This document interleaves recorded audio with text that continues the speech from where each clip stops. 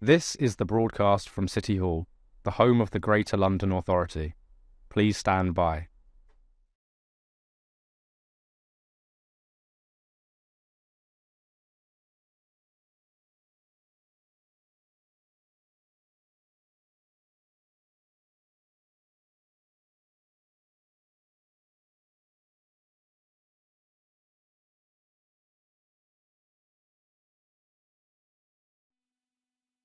This is the broadcast from City Hall, the home of the Greater London Authority.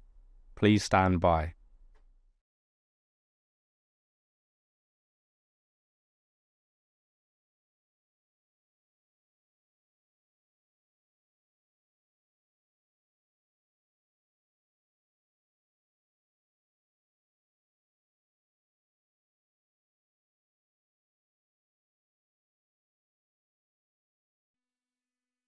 This is the broadcast from City Hall, the home of the Greater London Authority. Please stand by.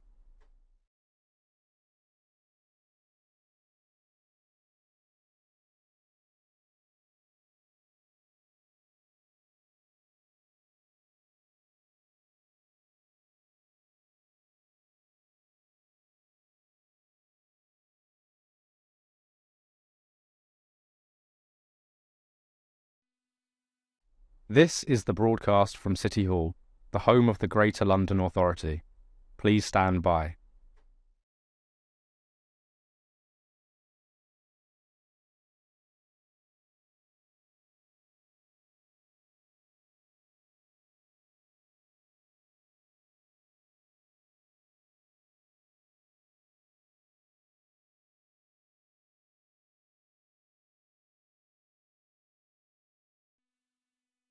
This is the broadcast from City Hall, the home of the Greater London Authority. Please stand by.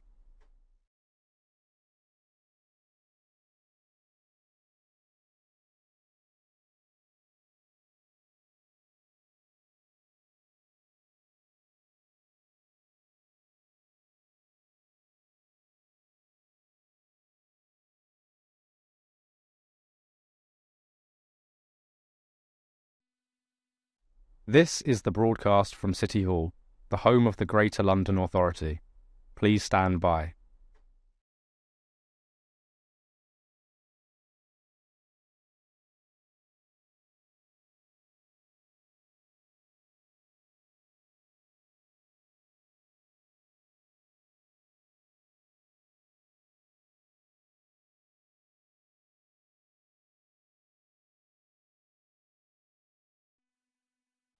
This is the broadcast from City Hall, the home of the Greater London Authority.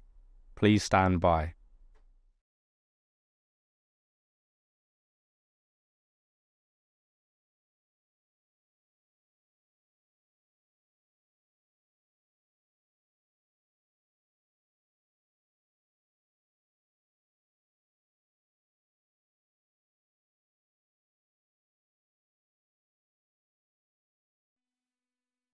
This is the broadcast from City Hall, the home of the Greater London Authority.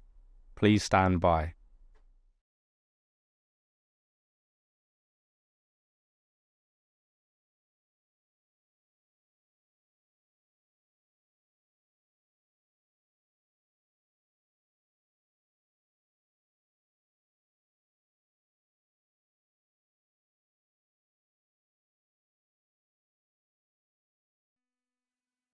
This is the broadcast from City Hall, the home of the Greater London Authority. Please stand by.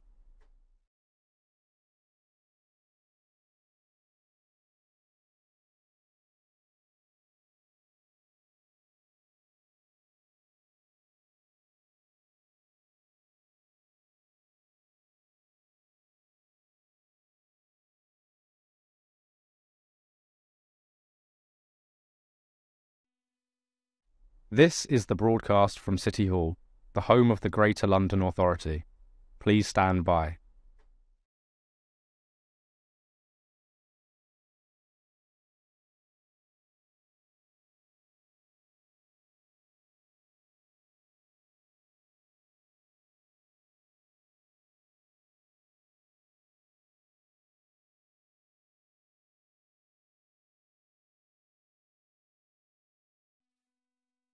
This is the broadcast from City Hall, the home of the Greater London Authority. Please stand by.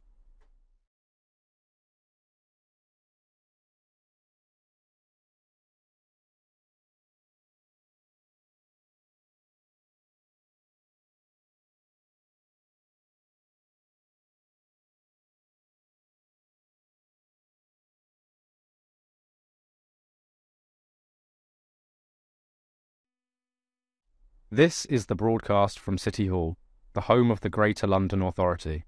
Please stand by.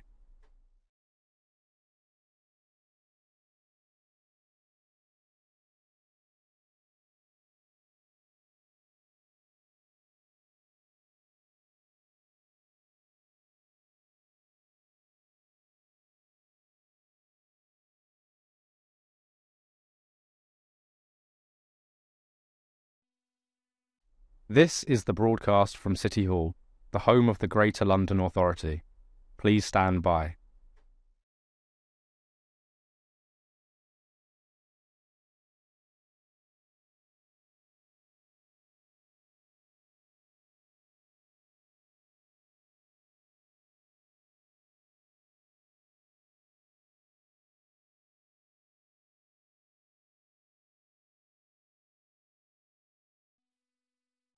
This is the broadcast from City Hall, the home of the Greater London Authority. Please stand by.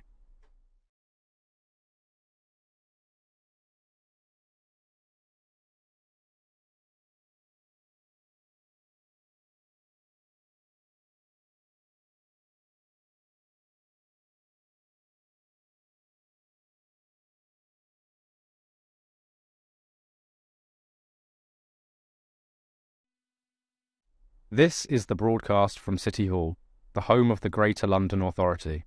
Please stand by.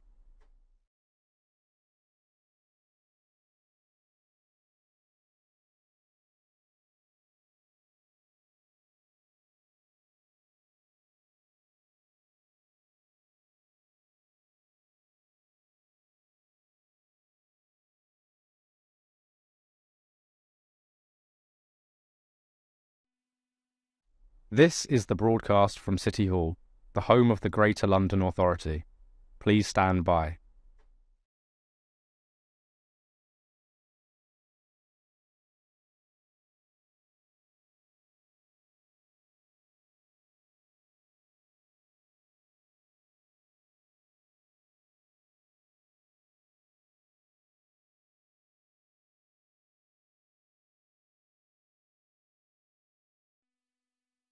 This is the broadcast from City Hall, the home of the Greater London Authority.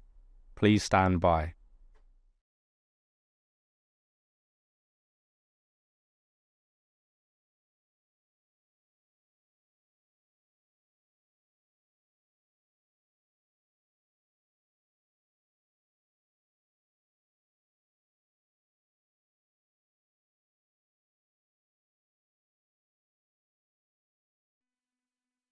This is the broadcast from City Hall, the home of the Greater London Authority.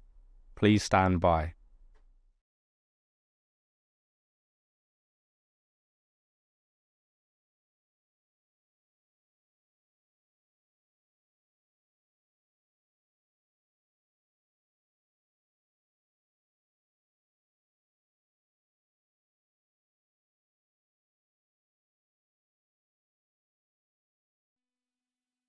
This is the broadcast from City Hall, the home of the Greater London Authority.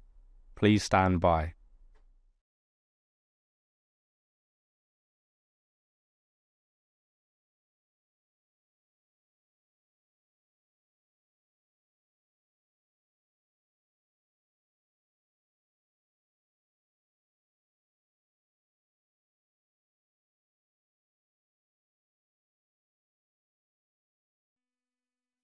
This is the broadcast from City Hall, the home of the Greater London Authority.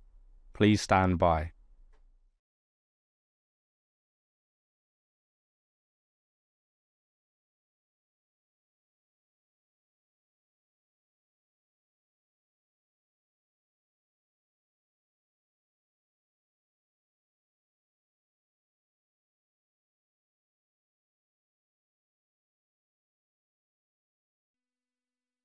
This is the broadcast from City Hall, the home of the Greater London Authority.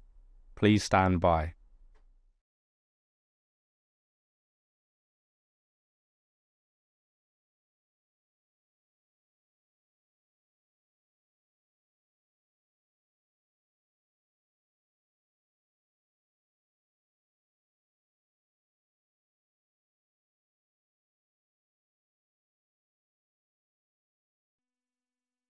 This is the broadcast from City Hall, the home of the Greater London Authority. Please stand by.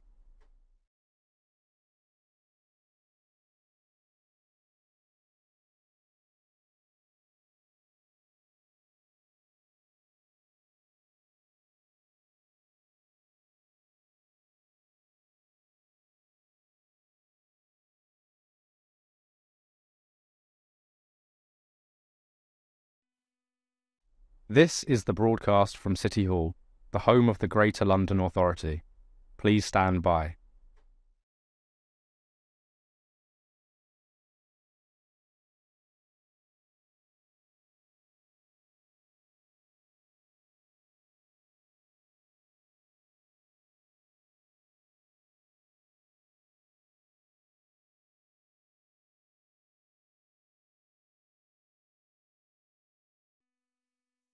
This is the broadcast from City Hall, the home of the Greater London Authority. Please stand by.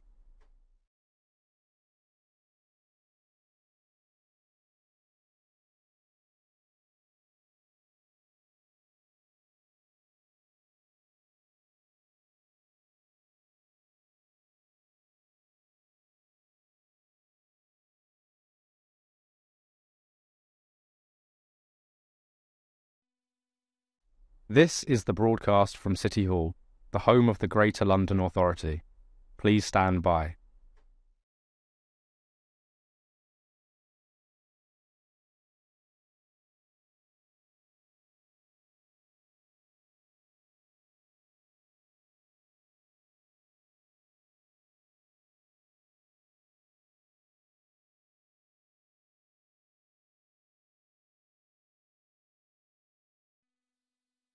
This is the broadcast from City Hall, the home of the Greater London Authority. Please stand by.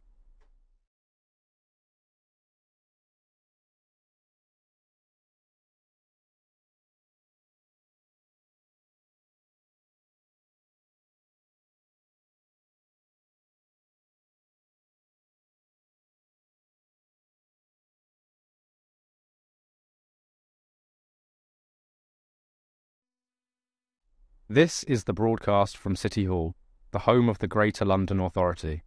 Please stand by.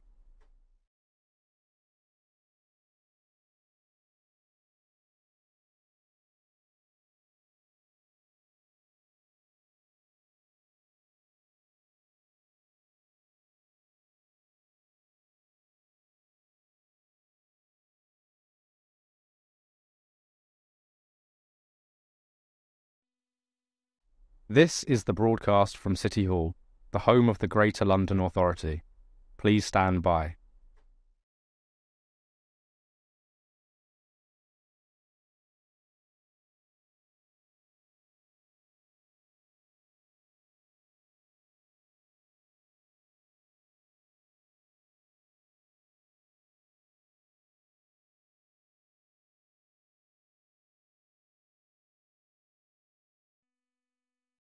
This is the broadcast from City Hall, the home of the Greater London Authority. Please stand by.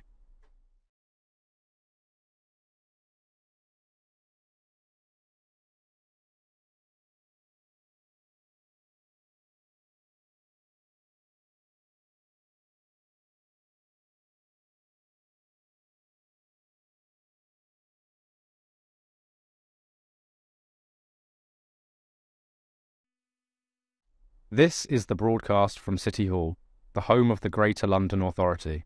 Please stand by.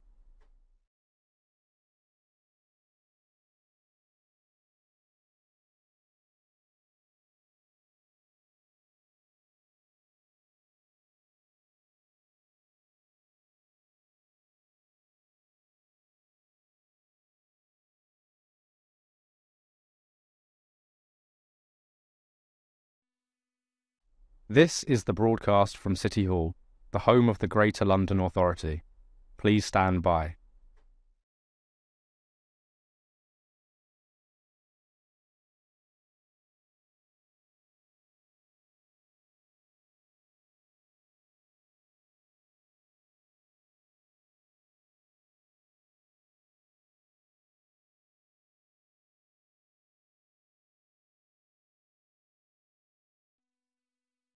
This is the broadcast from City Hall, the home of the Greater London Authority. Please stand by.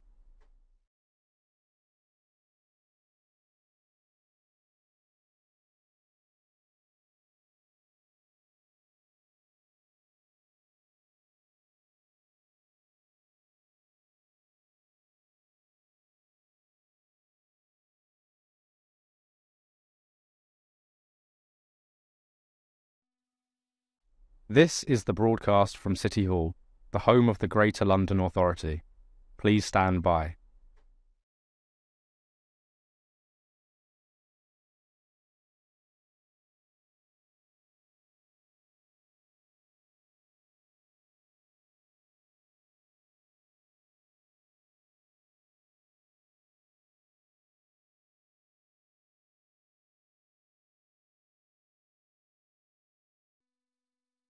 This is the broadcast from City Hall, the home of the Greater London Authority. Please stand by.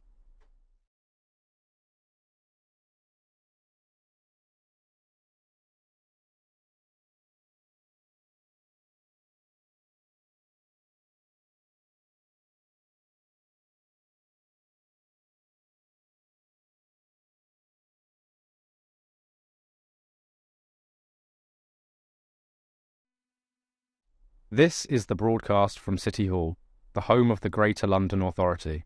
Please stand by.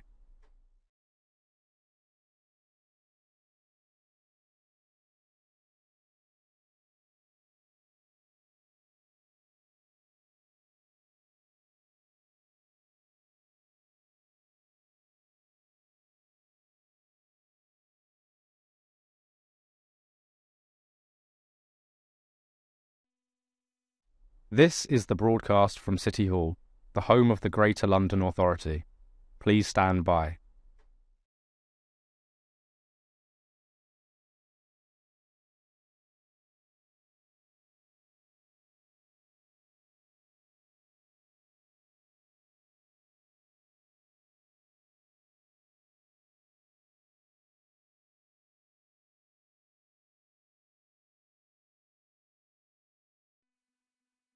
This is the broadcast from City Hall, the home of the Greater London Authority. Please stand by.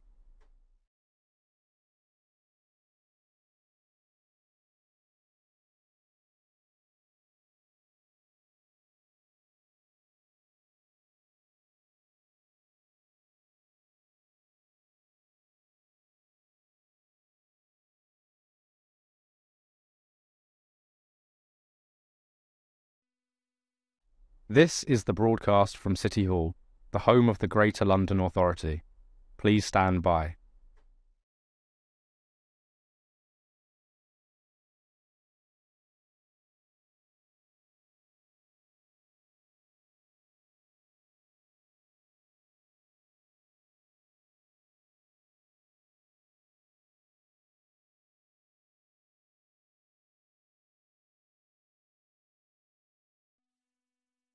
This is the broadcast from City Hall, the home of the Greater London Authority.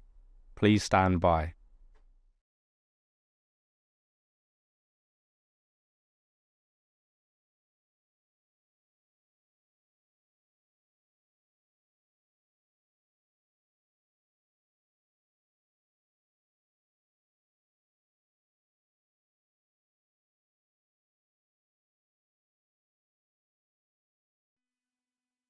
This is the broadcast from City Hall, the home of the Greater London Authority. Please stand by.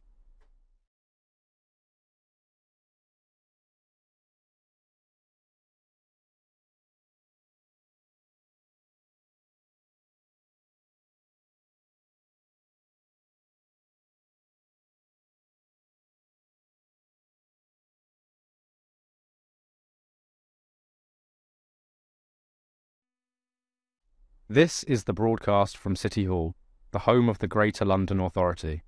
Please stand by.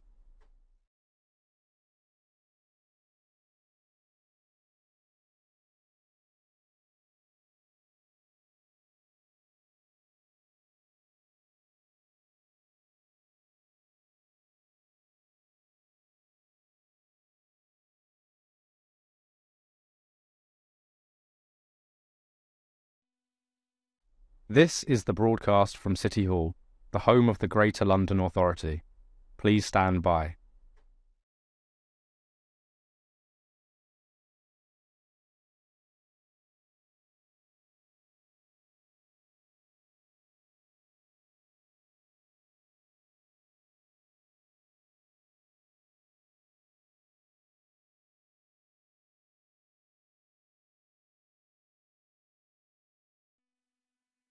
This is the broadcast from City Hall, the home of the Greater London Authority. Please stand by.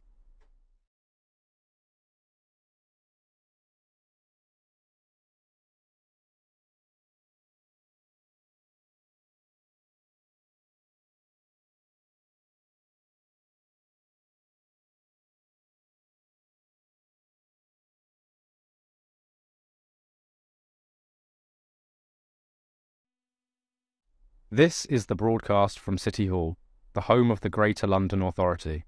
Please stand by.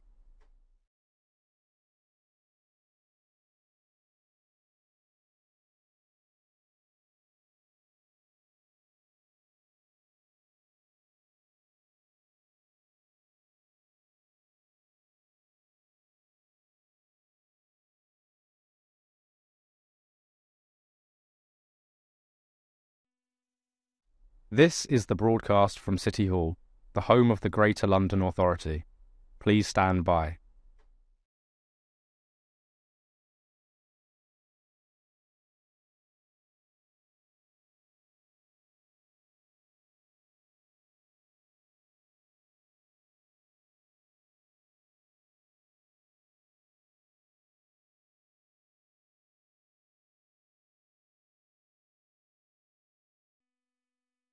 This is the broadcast from City Hall, the home of the Greater London Authority. Please stand by.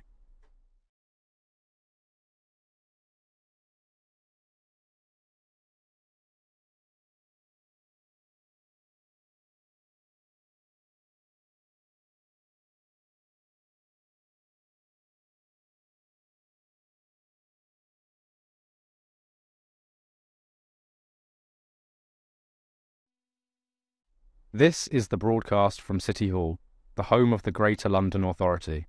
Please stand by.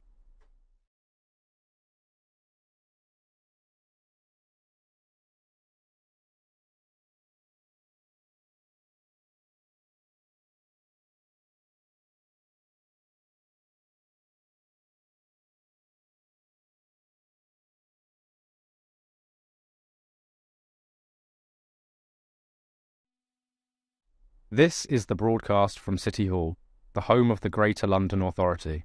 Please stand by.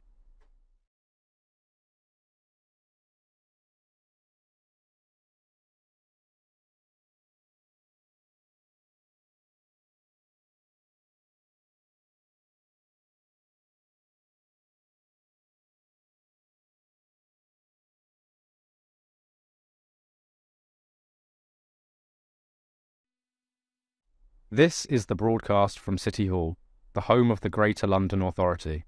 Please stand by.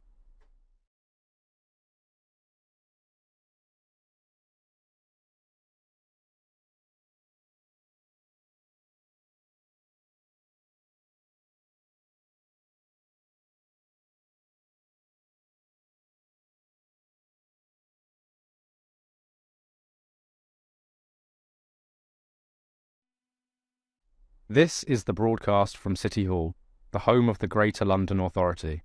Please stand by.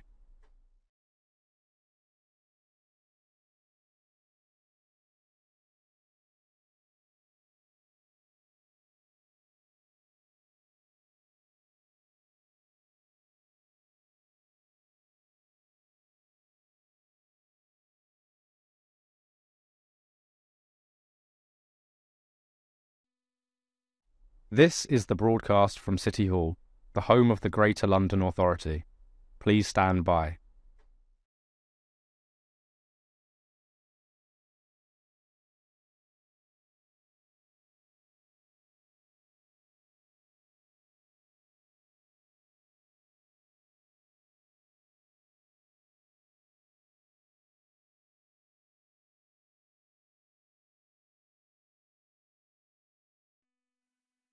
This is the broadcast from City Hall, the home of the Greater London Authority. Please stand by.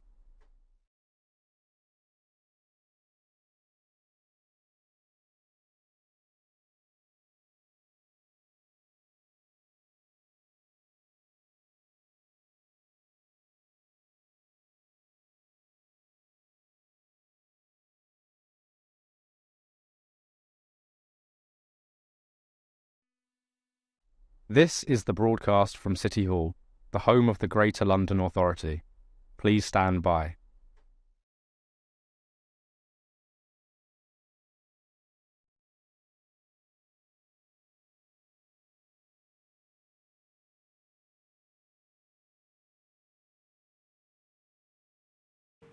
Welcome to today's meeting of the Housing Committee. Members of the public may like to follow at London Assembly on social media and use the hashtag London Housing for this meeting. Please may I remind participants to silence your devices. Our main item of business today is our second formal meeting hearing of on evidence of allocation in social housing. Before we begin, we have a few short items of business. Can I now ask the clerk, Diane Richards, if any apologies have been received? Thank you, Chair. Apologies for absence have been received today from Assemblymember Small Edwards, for whom Assemblymember Mahfouz will be substituting, and from Assemblymember Moema, for whom Assemblymember Baker will be substituting.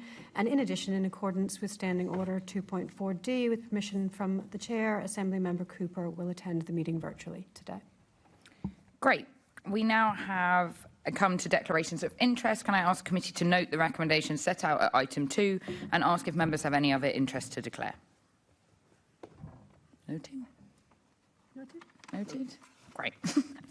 Minutes. Can we confirm the minutes of their meeting held on the 15th of October 2025? Agree. Great. Confirm. Can I ask the committee to note the completed and outstanding actions arising from the previous meeting? Yeah. Great. Noted. And then we come to our response to committee outputs. Can we note the responses that the Mayor of London to the committee on A, our worry and stress life as a leaseholder in London report, and B, the committee's accessible housing letter? Great. I'd like to state the committee we were looking into following these responses up as appropriate.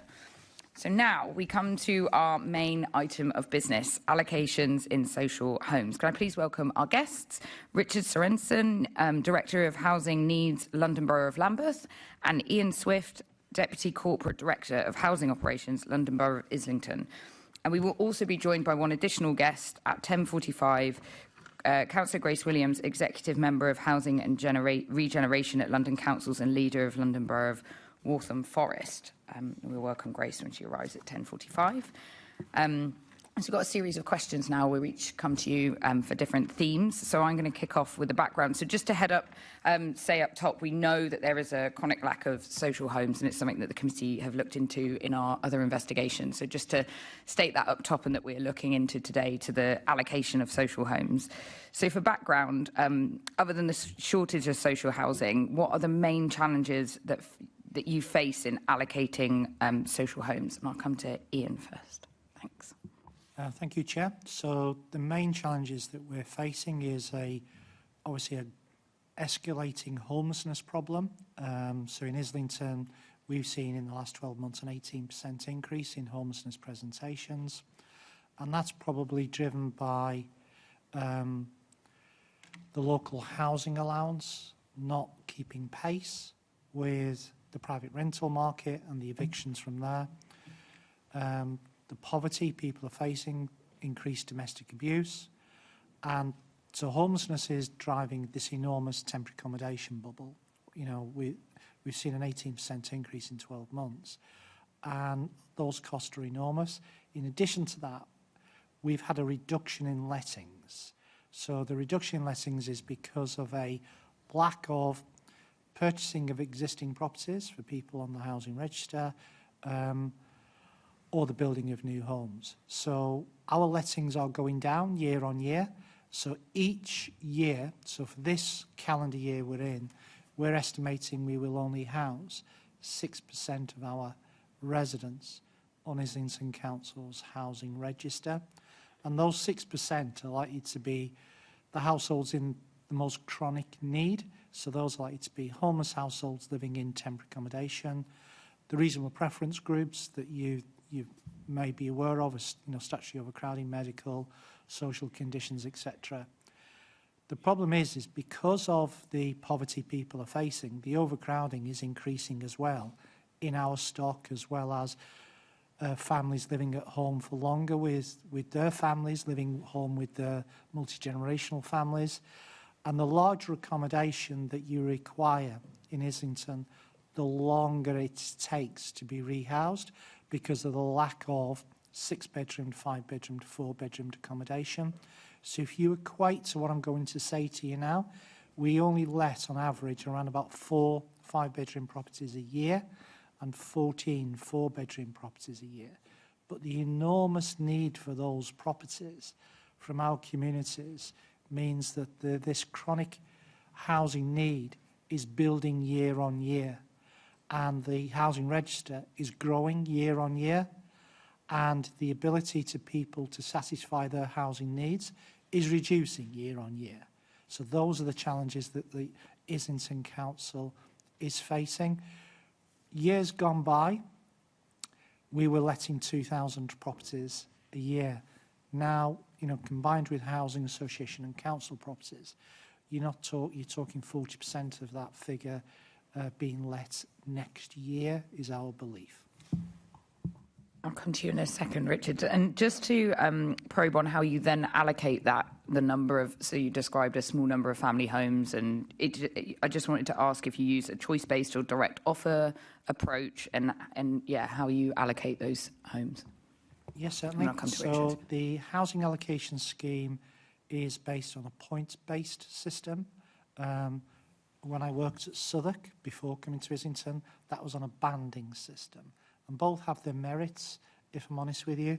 And as worked in both camps, I've got to be honest and transparent and say, worked most of my life with a banding system, worked for the last 5 years on a points-based system, and the points-based system appears to be more flexible from what I can see. So we allocate on the basis of points. However, we need to obviously have also some discretion for kind of like emergency homelessness cases or emergency cases that require a transfer. We do promote mutual exchanges. We do promote the seaside and country homes moves quite effectively. So we do and we also do downsizing. So the people that are going to leave 5, 4, 3-bedroom accommodation, 2-bedroom accommodation to move to smaller accommodation get the highest priority. So we're trying to accelerate and increase those lettings through downsized moves, through mutual exchange and seaside and country homes. But I've got to be honest with you, it's a choice-based letting scheme, but there's got to be some flexibility for those emergency cases that fall outside of the choice-based lettings. So yes, we advertise properties every week. Yes, people bid for them. What you also need to be aware of in Islington, our new build scheme that we develop also has a local letting scheme. So if there's say flats of 12 flats on an estate, the priority will be given to that estate, then the electoral ward, and then Islington as a whole. So you will find that on our new build schemes, it's highly likely that people with less points get housed on those new build schemes than get allocated for general needs through reletting because of that local letting scheme framework. Thank you. That's really interesting. Richard, I'll let you come in. So I suppose, from my perspective, apologies, because I've only been at Lambeth for just over 2 months now.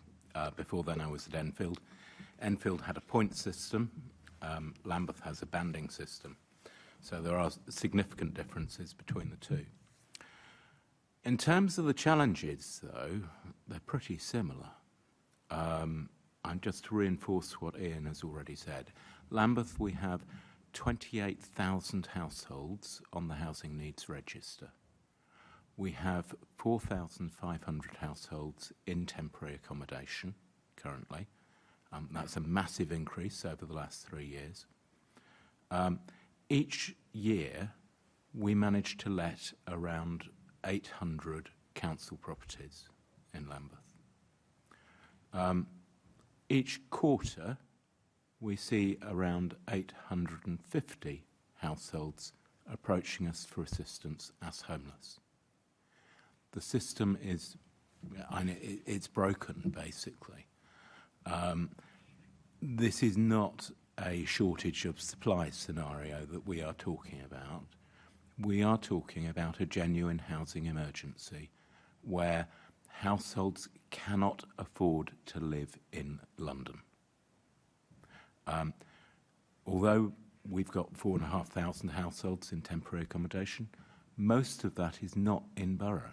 Most of that is in neighbouring boroughs because it's cheaper, because we cannot afford to secure private rented properties in the borough. Nobody can afford it. The gap between rents and benefits is now so high that people are effectively priced out. It's a trend that you can see has happened in across inner London to begin with. So, and it's meant that families have been displaced out of places like Camden, the central London boroughs, and that in turn has led to schools shutting. It has a wider social impact way beyond housing. And part of the problem, if you're specifically looking at allocations, the real problem is that in order to be able to address the challenges around homelessness, most councils are giving extra priority to homeless households. Now that's great for those individuals involved, but what happens to everyone else? Homelessness is a snapshot. It's a family at a crisis point. It's not a long-term need by definition. You sort the homelessness problem and they are no longer in need. What about the families with disabled children who need an adapted property going forward? What about all of the other needs that we as a local authority have a statutory duty to address? So the impact of the current housing crisis, and I'm serious about calling it a crisis, there's no other way to describe it, goes far beyond homelessness. It affects virtually every aspect of what we're trying to do and trying to achieve as a local authority. Thank you. I think lots of us would recognise the extreme situation that we're in, and I think that's very much where this investigation is sitting, like between how councils make those decisions around their statutory duties and in those situations of crisis. I'm going to come to Assembly Member Boff. Yes, Mr. Swift, back in 2011 I authored a report called Crowded Houses about the absence of large properties in order to resolve the overcrowding problem. So what you've said, regrettably, I 100% agree, and I can see what you're saying about the larger properties. Is that something that is, this is something you know in your role, is that something that Islington has made representations about through their planning process and to the Mayor of London? The difficulty with Islington is we are the second most densely populated borough in the country. You know, Tower Hamlets is number one, we're number two. So the ability for us to build our way out of a problem is extremely difficult. And what we've been doing through the Ministry of Housing, Community Local Government funding is buying ex-right to buy properties. Unfortunately, we have made representations to the GLA. The GLA grants to allow us to buy four-bedroomed houses in central London does not work. So we can only buy the properties through Ministry of Housing, Community Local Government funding. We are trying to develop larger accommodation on our sites. When we do any new build in Islington that is for social rent accommodation, it's all based on what the needs are in that local community. What we're finding is the imbalance of the weight. So 60% of our lettings are one-bedroomed accommodation. So you can imagine the rest of 40% mixed between two, about 20% of that is then two-bedroomed, and then you reduce as the time goes, but as the property sizes go by. We desperately need, I would say, an emergency funding from the GLA to allow the council to buy more properties through the X-Rate to Buy on grant levels that actually allow us to make those properties work financially. And can I just say, are you saying that there is insufficient differential between, in terms of grant, between buying a family-sized home and a flat? I mean, what is the differential? Do they give you any more money for buying a family-sized home than a flat? No, for our accommodation, we have a standard rate of what the GLA allows us to buy a property, and we've told the GLA that standard rate, grant rate, doesn't work in Islington. We've made representations to the GLA to explain that. So we can't buy any properties in Islington, X-Rate to Buy properties, with GLA funding. That's a fact. We can buy properties through the Ministry of Housing, Community Local Government, LHHF funding, LAF funding. We've just been allocated money now for next year. We've been allocated money this year because we're very successful in buying properties.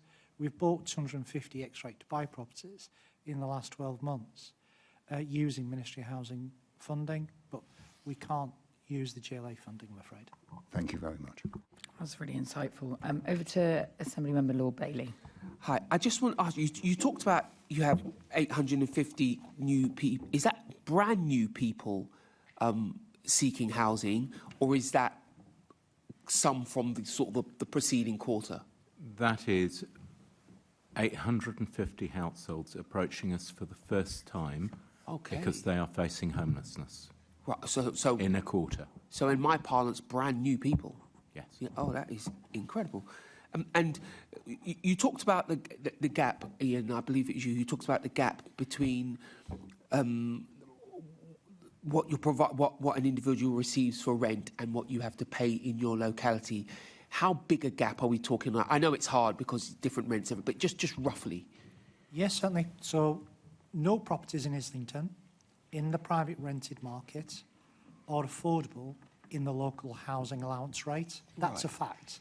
So the average rent now, not made up figures from Ian Swift from Islington, but Office of National Statistics data, basically says the average private sector rent now in Islington for a one-bedroom property per month is somewhere between £2,040 to £2,070 a month.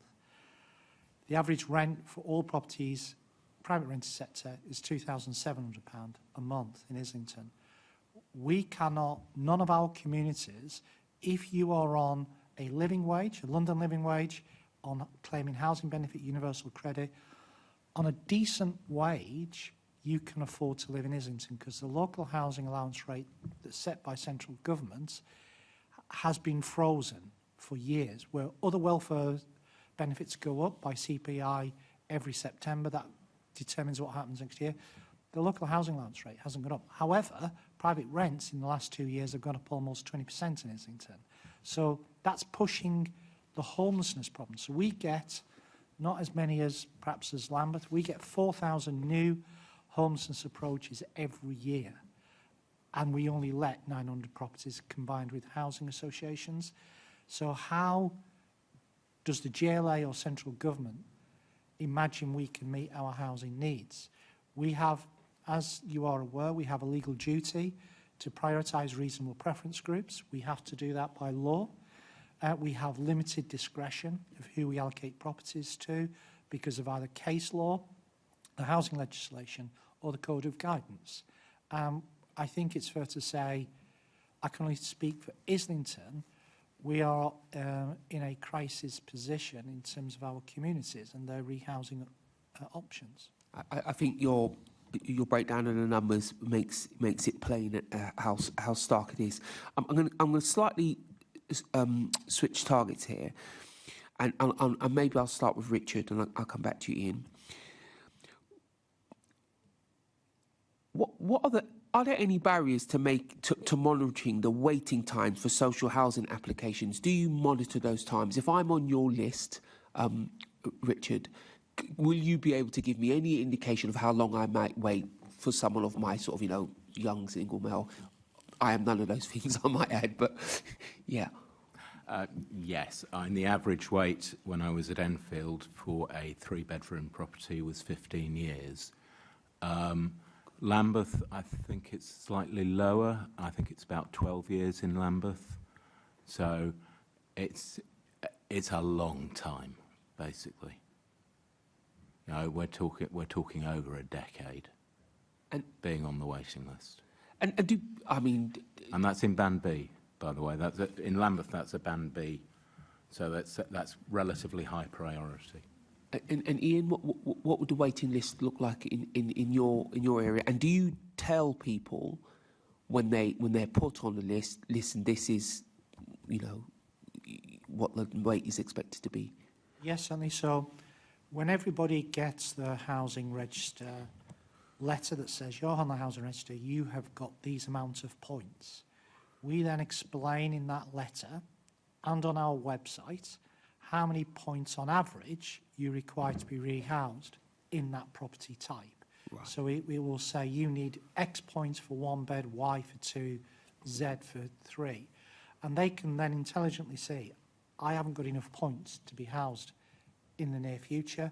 That then drives them to say, you haven't reviewed my housing allocations application correctly. We need additional points for A, B and C, medical, etc. So we start the process again, we review the application and we send it back. Because we operate a points-based system, not a banding system, and because we have limited accommodation, we can only say what percentage is going to be housed on the average points in that year. We can't say you'll wait 10 years because it depends on if people bid, if the points change that dramatically in that week, that month, or that year. So we can honestly say to you, this year we'll be allocating only 6% of properties to everybody on the housing register. And the housing register is going up. Last year it was 7%. The year before, 2024, it was 7%. Now it's 6%.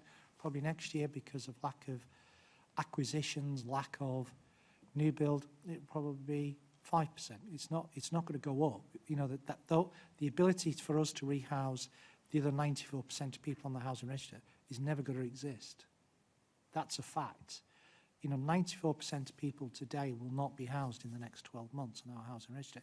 We have, as human beings, we have to strategically and emotionally give that information to our communities and to each individual to treat them like there's an important member of your own family. And that's difficult. Okay. Sorry, Chair, I asked my questions in the wrong order. I've just realised I had the paper upside down. Excuse me. Let me come back to you, Richard. How do you ensure that your allocation scheme is accurately identifies the priorities of those in the most urgent need of housing? Each application is assessed.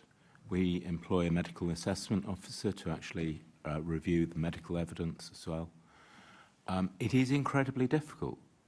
And the simple fact is that because there are so few properties and so many people waiting, everybody wants to be the top priority. Everybody believes that their case is more important than anybody else's. And the pressure on staff is absolutely horrendous, because essentially what you have is a situation where the job of an allocations officer is to gatekeep. Yeah. It is their role to pick and choose the households that are most in need.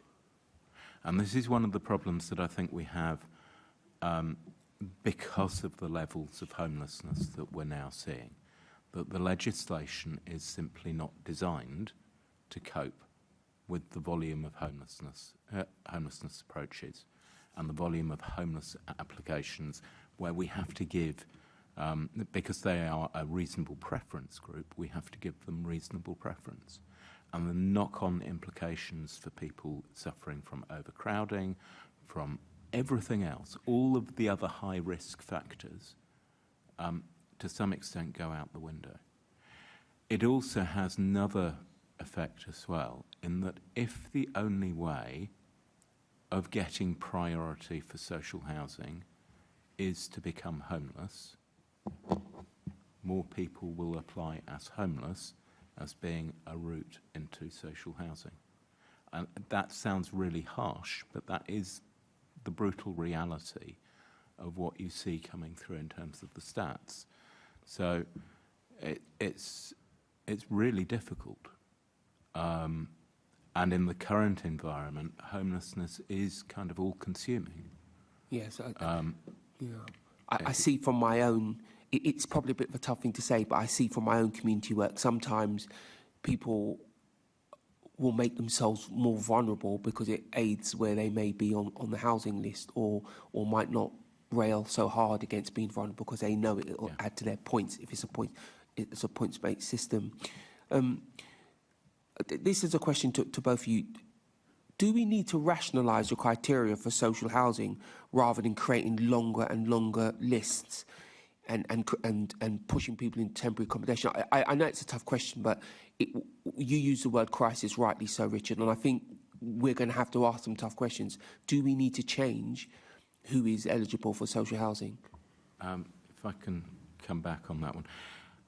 I think it depends. It's a political question as much as anything else. Council housing was originally designed for the better off working class. You actually had to prove that you were a good tenant before you got council housing. You had to pass a number of tests to get in there. It was designed to be a community, and a mixed community of people living in properties rented from the council. And that was the original vision around council housing. As access to council housing has become more and more needs-based, what it means is that we are increasingly seeing concentrations of poverty and deprivation within social housing, because that is the only route in. You have to be in quite severe need across a range of different issues in order to gain access to social housing. And that in turn has massive housing management implications for the management of those estates and the overall community within that geographic area. So it is about what is the vision, what is the political direction of social housing going forward. That it's a very political question, and one that I'm not in a position as effectively a civil servant to comment on. I wouldn't expect you to. But that's fundamentally is what we're talking about, because the way in which you manage a mixed community, an estate where you've got a mix of needs, a range of needs, some people in work, some people out of work, etc. That is a very different proposition from having an extremely high concentration of poverty and deprivation in one place. I recognise what you're saying from my own community work and where I grew up. I grew up in West London, Abbott Grove, and it looks different today than when I was little. Let me come to you, Ian. How have councils managed the changes introduced through the 2011 Localism Act, including potentially removing people from lists? Because, as Richard and you've both said, there's really high need. Council housing has focused on those in highest need. So removing people would seem pretty tough call.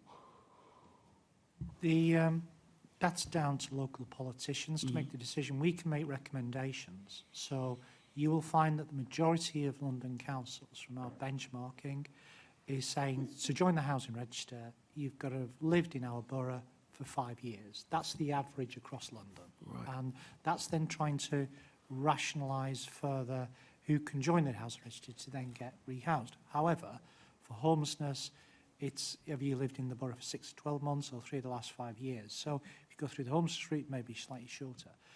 With regards to other ways of reducing the housing register, is some councils in London have said, unless you have need in these bands, we will remove you from the housing register because you will never, ever get rehoused. And that's caused local problems for those areas where, because there's the hope factor that this resident one day hopes they'll get rehoused. They never will, but, you know, being on the housing register gives them that hope. Or maybe it should be called a false hope. False hope. Yeah. But those councils have come up with some criticism from, you know, various campaign organisations, various community organisations. So in Islington, we increased our criteria to join the house register from 3 years to 5 years recently. We've reviewed it. It's had zero impact from inequalities aspects or from human rights aspects. We haven't had any, we haven't been taken to court, and we've reviewed it. The people that's being allocated accommodation in Islington is really governed by the homelessness legislation. So if you're black in Islington, you're 3 times more likely to be homeless than a white person because of either job insecurity, living in insecure accommodation, private rent, etc., being evicted because the rents are going up or did go up before the Renters' Rights Act. And, you know, we're trying to build communities in Islington that are cohesive and, you know, borough of sanctuary, etc. But excluding people from a housing register that will never be rehoused needs to be explained properly, rather than just going, we're doing a consultation, and hidden on page 99 is the fact that we've got to remove everybody from Band D, which is what some councils have done, and only have Bands A, B and C, and have this suspended Band D. Well, you can be there, but you can't bid. We need to be honest with people these days. And to, you know, the question that you need to answer, the answer to the previous question is, the only way we've got to come out of this isn't by rationing further a limited resource, because it's just got to be those at the very tip that will get rehoused. We need to be looking in the mirror in ourselves and saying, can we build more? Can we buy more extra to buy? How do we do this strategically across London? And we're not doing that. We'll come on to questions about should there be a strategic London approach, because it looks like boroughs are having to move people all over the place because of low costs and stuff. Am I treading on anybody's toes by asking that question? Yeah. Okay, and so it will be asked. It will be asked. I think I'm going to stop there, Chair, and I'll come back in when I'm meant to. Great. Thank you. I just want to probe quickly just on the tension between the emergency and the long-term need that I think you've both mentioned, and I just wondered if you could speak to a bit about that tension, like, you know, the emergency situation. You used the word emergency, Ian, and I know, Richard, you described homelessness, I think, in the same. Yeah, so could you just speak to how you kind of balance those, and that experience? Yeah, certainly. So we need to be quite honest and frank with you. Councils are facing a financial problem. I was going to say cliff edge, but financial problem in terms of the amount of homeless households in temporary accommodation. Yeah, Let me just interested in the decision, like how you make those decisions. No. So what we've always got to do is to balance the council's wider budget pressures with the rehousing as well. Because if we can continue, as Richard said, to have another 1,000 people in temporary accommodation in a year's time, on top of the 4,000 they've got, on top of the 2,000 we've got, that's a financial constraint on the council, a hit. So we've got to look at the financial issues as well as the housing need issues. We need to be honest about that, and every council needs to be saying that to you. The difficulty Islington Council faces is every time we put up a property to bid, there are hundreds of people bidding for that accommodation. And when we give it to this candidate who's been allocated that accommodation, all these other people going, well, I have got no chance of being rehoused. So we then have to spend time explaining to them, continue to bid, one day you may get rehoused. And that's very true for those 6% of people who will be housed. But we've also got to be truthful and say, we cannot meet your housing needs. Now, in Islington, we are facing school closures because people on decent wages cannot afford to live in Islington anymore and are moving out. It's not that we are moving homeless households with kids out of the borough because 50% live in Islington who are homeless. It's because people have to leave Islington because the local housing allowance rate, the desperate needs of our communities. Can you imagine living, 5 children in a 2-bedroom flat on the 10th floor and they're not going to be housed in the next 2 years? Yeah. It's heartbreaking. Yeah, many of us are also counsellors and also just get, really heartbreaking casework where we're trying to support people in exactly the situation you've described. We've got Assembly Member Cooper online who wants to come in with a question. Thank you, Chair. Sorry to be a bit disembodied, panel. Obviously, a lot of people do write to us and they ask us questions. They tell us how desperate they are. They might have children with, particular difficult needs. They're looking for a transfer or they're homeless. And I've started writing back and saying to people, your chances of being rehoused are very, very slim. It's slim to none. And actually being really very honest with people. Would you agree that that's something that as councillors and assembly members that we now need to start saying to people? Because it's kind of crazy to say to somebody, yeah, you will get rehoused, but in 12 or 15 years' time. And I don't think anybody ever wants to say that to anybody, but that's what you just said. Do you think that's fair to say to people your chance of being rehoused in what you might consider the foreseeable future is very unlikely? Yeah, we need to be honest with residents. So yes, you need to say to them, if you was in Islington and somebody has 120 points, but you need 400 points to be rehoused, we need to be honest with them saying, you are not going to be rehoused. Likewise, we need to be honest with other professionals in the public sector. So the doctors, the hospitals, etc. So I've been on record and got criticised locally for saying we do not want any GP to write a letter to Islington Council about somebody's medical condition because some GPs may charge, others are already under stress. So we're saying fill in the medical form, we will then assess it. If we need medical documentation, we will write to your doctor, the hospital, etc. So it's not just being honest with the residents who are on the housing register, it's being honest with the wider community and the public professionals in the public sector. Thank you. In the interest of time, I'm going to move on, but we'll come to you first for the next questions. Richard, on to Assembly Member Mahfouz for the next question. Thank you, Chair. I think there was one question actually we wanted to ask at the previous one which didn't necessarily get asked, and it was you talked about the bandees where actually effectively you're suggested that you have a priority, but actually it's no priority at all, in which case most boroughs have decided actually to be open and transparent and say that banding will disappear, and therefore that transparency that we've talked about will be more obvious to applicants. One of the other things that you talked about was about the tightening of criteria, so using the Localism Act to tighten the criteria. How have we seen that over the last couple of years play out across London? I think from our local research, before we adopted the 3 years to 5 years, we was one of the latters that went to 5 years. Most councils in London are now 5 years. There was a West London council that adopted a 10-year local residency that was challenged in the courts and lost that. I was asked to reduce it. We haven't been legally challenged on our residential criteria at all, if I'm going to be honest with you. And is that the main change, that nothing around working or searching for work, anything like that?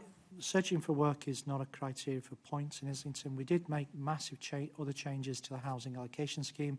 We rewarded additional medical priority for certain groups because what we was realising is there is severe medical needs now in Islington, and some of that is mental health related, some of it is physical related, and we wasn't given adequate points to certain medical criteria, so they was never getting rehoused. So we went out to consultation on our housing allocation scheme. We did a roadshow. We put it online. It went through the scrutiny committee. We did everything. We got 1,300 responses. Basically, majority of them supported it. We was going to make some changes, and the community didn't support some of those changes, so we didn't make them. Okay, thank you. Just let Richard come in if there was anything yeah, of Richard course, wanted yeah. to add. Yeah. So Lambeth did actually take out Band D. It took around 10,000 households off the housing needs register. We've still got 28,000, and that number is still going up. So, yes, it has an impact in terms of numbers, and it makes it more manageable. But the difference between having just under 30,000 and 40,000 households on the housing needs register is not actually that great in terms of the number of properties that are available. It's more honest with people, I totally agree. But in terms of how you make it work, it's still pretty tough.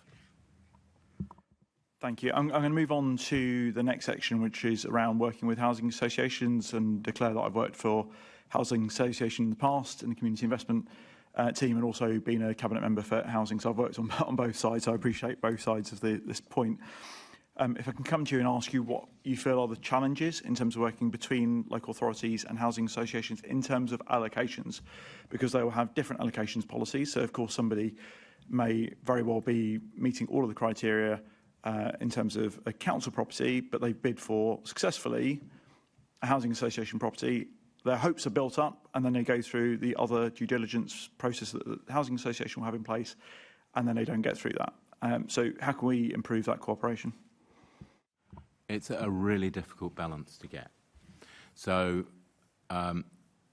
if I take Lambeth as being an example, we have 20,000 council rented properties in the borough, and from that we generate about 800 lets per year. Housing associations have 34,000 properties, rented properties in the borough, and from that we get 260 properties per year through the choice-based letting system. Now, the question is what's happening there? And obviously housing associations are doing internal transfers within their properties, and they have their own priorities as well. But I think we need to be seeing housing associations playing a fuller role in terms of addressing the chronic need that there is within the borough going forward, because it's simply disproportionate in my view, that we're not getting, when they're not behaving sufficiently as a social landlord as opposed to a registered provider. Now, one of you mentioned previously about the proportion of homeless applicants getting allocated properties versus the internal transfers. From a housing association point of view, as I understood it, certainly before the challenges they're facing in terms of obviously their own housing stock and making sure it's in a safe condition, etc., that actually nomination rights were across most boroughs were certainly above 75%, sometimes into the 90% figures. How do you see that playing out from your point of view? Is that still the case, or you suggest it isn't as high as that? In Lambeth, certainly, I think it's lower than that. Based on the stats I've seen, I'm still relatively new, so I'm still digging. But as I say, in terms of, I don't know how many lets housing associations in the borough actually have in total. What I do know is the number of lets that come through to us, which is 260 per year, as opposed from 34,000 properties compared to 800 from 20,000 properties. So to me, there's a gap. There's something going wrong there. I haven't worked out what it is yet. I'm not going to start sticking pins in people at this point, but I might decide to later on down the line, if that helps. Grace, welcome. Good to have you here. As a leader of Waltham Forest Council, we were talking about housing associations and a percentage of lets to start off with, in terms of particularly obviously trying to deal with the chronic housing shortage that there is, homelessness going through the roof, etc. How do you see that playing out in Waltham Forest in terms of relationships with the multitude of housing associations you have there? Thank you, and my apologies for joining late. I was in another housing meeting upstairs, and I'm going to be here at the GLA all day on housing, so it's brilliant. So actually, interestingly, the work that Deputy Mayor Tom Copley and I are doing on the mission board, one of the things, you know, that we're looking at is relationships with housing associations. And I would kind of accord with what's being said, which is I think there's quite a lot of variation. So it is an area worth looking at more. In Waltham Forest, we have something called a housing compact, which has been an attempt over the last few years to really establish a way of working with our housing associations. So some of our housing associations are much more part of our social housing system than others, and I think the variation means it is an area that would be interesting to look at more, and which has been highlighted to me in the mission board work. That sounds incredibly positive. In the written evidence that we've received from G15, so that's for anybody who doesn't know, obviously the top housing associations nationwide, so they tend to speak with one voice through this organisation.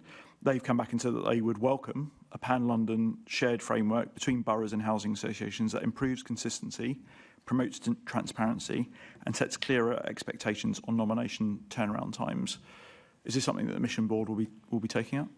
I think it's something that, you know, it'd be really useful to explore further. You know, we have two new structures that we're doing through London councils and the GLA. We've got the mission board, where because it's looking at home building, these are just discussions that have been had there, but there the focus is on home building, and the housing associations are closely involved. We also have set up a homelessness accelerator programme, which is looking at solutions to homelessness. So that might be more of a space where we could explore it, and I will certainly take that point back. I think one of the things to say, which is important, is that 29 out of 33 London councils have their own housing stock, where there'll be that mixed economy. But those without that social housing stock are really reliant on those housing associations. So I'd really want to look at what the experience is there. I think part of it is that the market has really diverged on housing associations. Some have been run in accord with their very clear social housing purpose, and others have become more commercial. So I think it is an area that we should look at in the homelessness accelerator programme and our continued partnership with the GLA. And so is there anything that we can have as a takeaway that you believe that we should be really focused on in terms of the work between the GLA, local boroughs and housing associations in terms of allocations, to particularly from the residents' point of view, so those applicants, to make sure that they are getting as smooth a process as possible? I mean, I think that, you know, obviously I recognise that the work that you're doing today takes into account that London boroughs have autonomy in the way they set housing allocations, and social and housing associations do too. I mean, I want to look at the evidence first, so I definitely take away the point to look at the evidence and see what the mix is between social housing and other social housing nominations and other rental agreements that housing associations are looking into. Thank you. Thank you. And welcome, Grace. Over to Assembly Member Boff for the next area on barriers and challenges for applicants. How do you, Mr. Swanson, how do you ensure that applicants for social housing are treated fairly and with respect through the allocations procedures? And it comes down to being absolutely clear as to what the criteria are, being open and honest with people about what those criteria are, and inevitably being prepared to say no. I'm really sorry, but there's nothing more we can do. But it is about the way in which messages are delivered, rather than the messages themselves. At the end of the day, treating people with dignity and respect is obviously absolutely vital, but I think there also needs to be a recognition that in the current climate, staff get fatigued. You get that compassion fatigue at some point where, because it is such a brutal environment, if you are turning round to people constantly and saying no and receiving abuse because of it, then it makes it incredibly difficult. And it's making sure that your staff have actually got those support mechanisms in place to be able to support them in making those difficult judgment calls, and in terms of handling the feedback that they will then inevitably get from residents. I mean, on the record, the job I least want is a housing allocations officer in a London borough, and has been for some years. I do not know how they managed to do it, and very brave people, I think. We had heard some evidence, however, in a previous session that people weren't very clear, and that opened that the process wasn't as transparent as it could be, and that opened some accusations about some discriminatory practices. Do you recognise those complaints?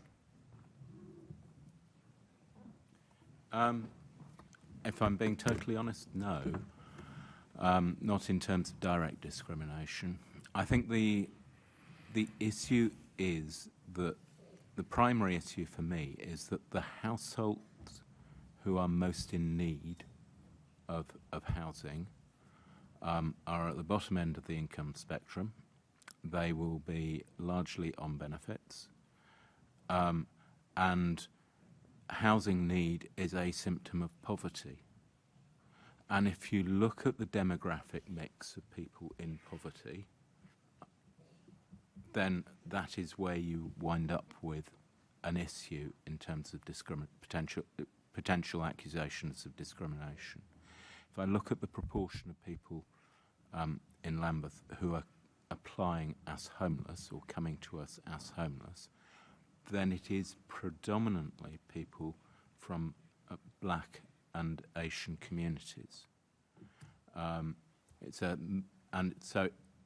only about 20% white British, compared to 56% of the borough is actually white British. So it's a massive divide in terms of the needs, and I think it's a reflection of society as much as anything else at the moment.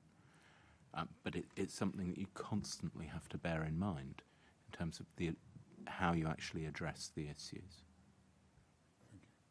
Mr. Swift, I'm assuming you're concurring, you're nodding, so I'm not going to ask you the same question again, but what I will ask you is about, do you think councils are providing sufficient support for deaf and disabled applicants? Again, this question comes from our previous session.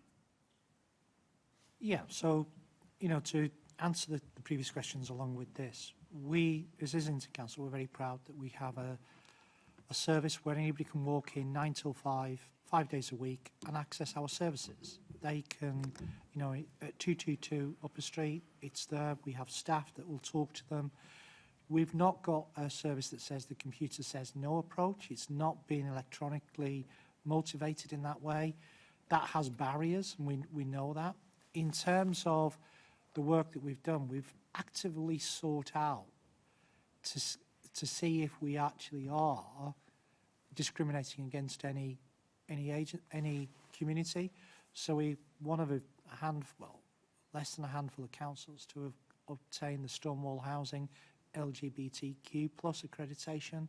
We're the only council in London to have got the Domestic Abuse Housing Alliance Premium Platinum accreditation in housing.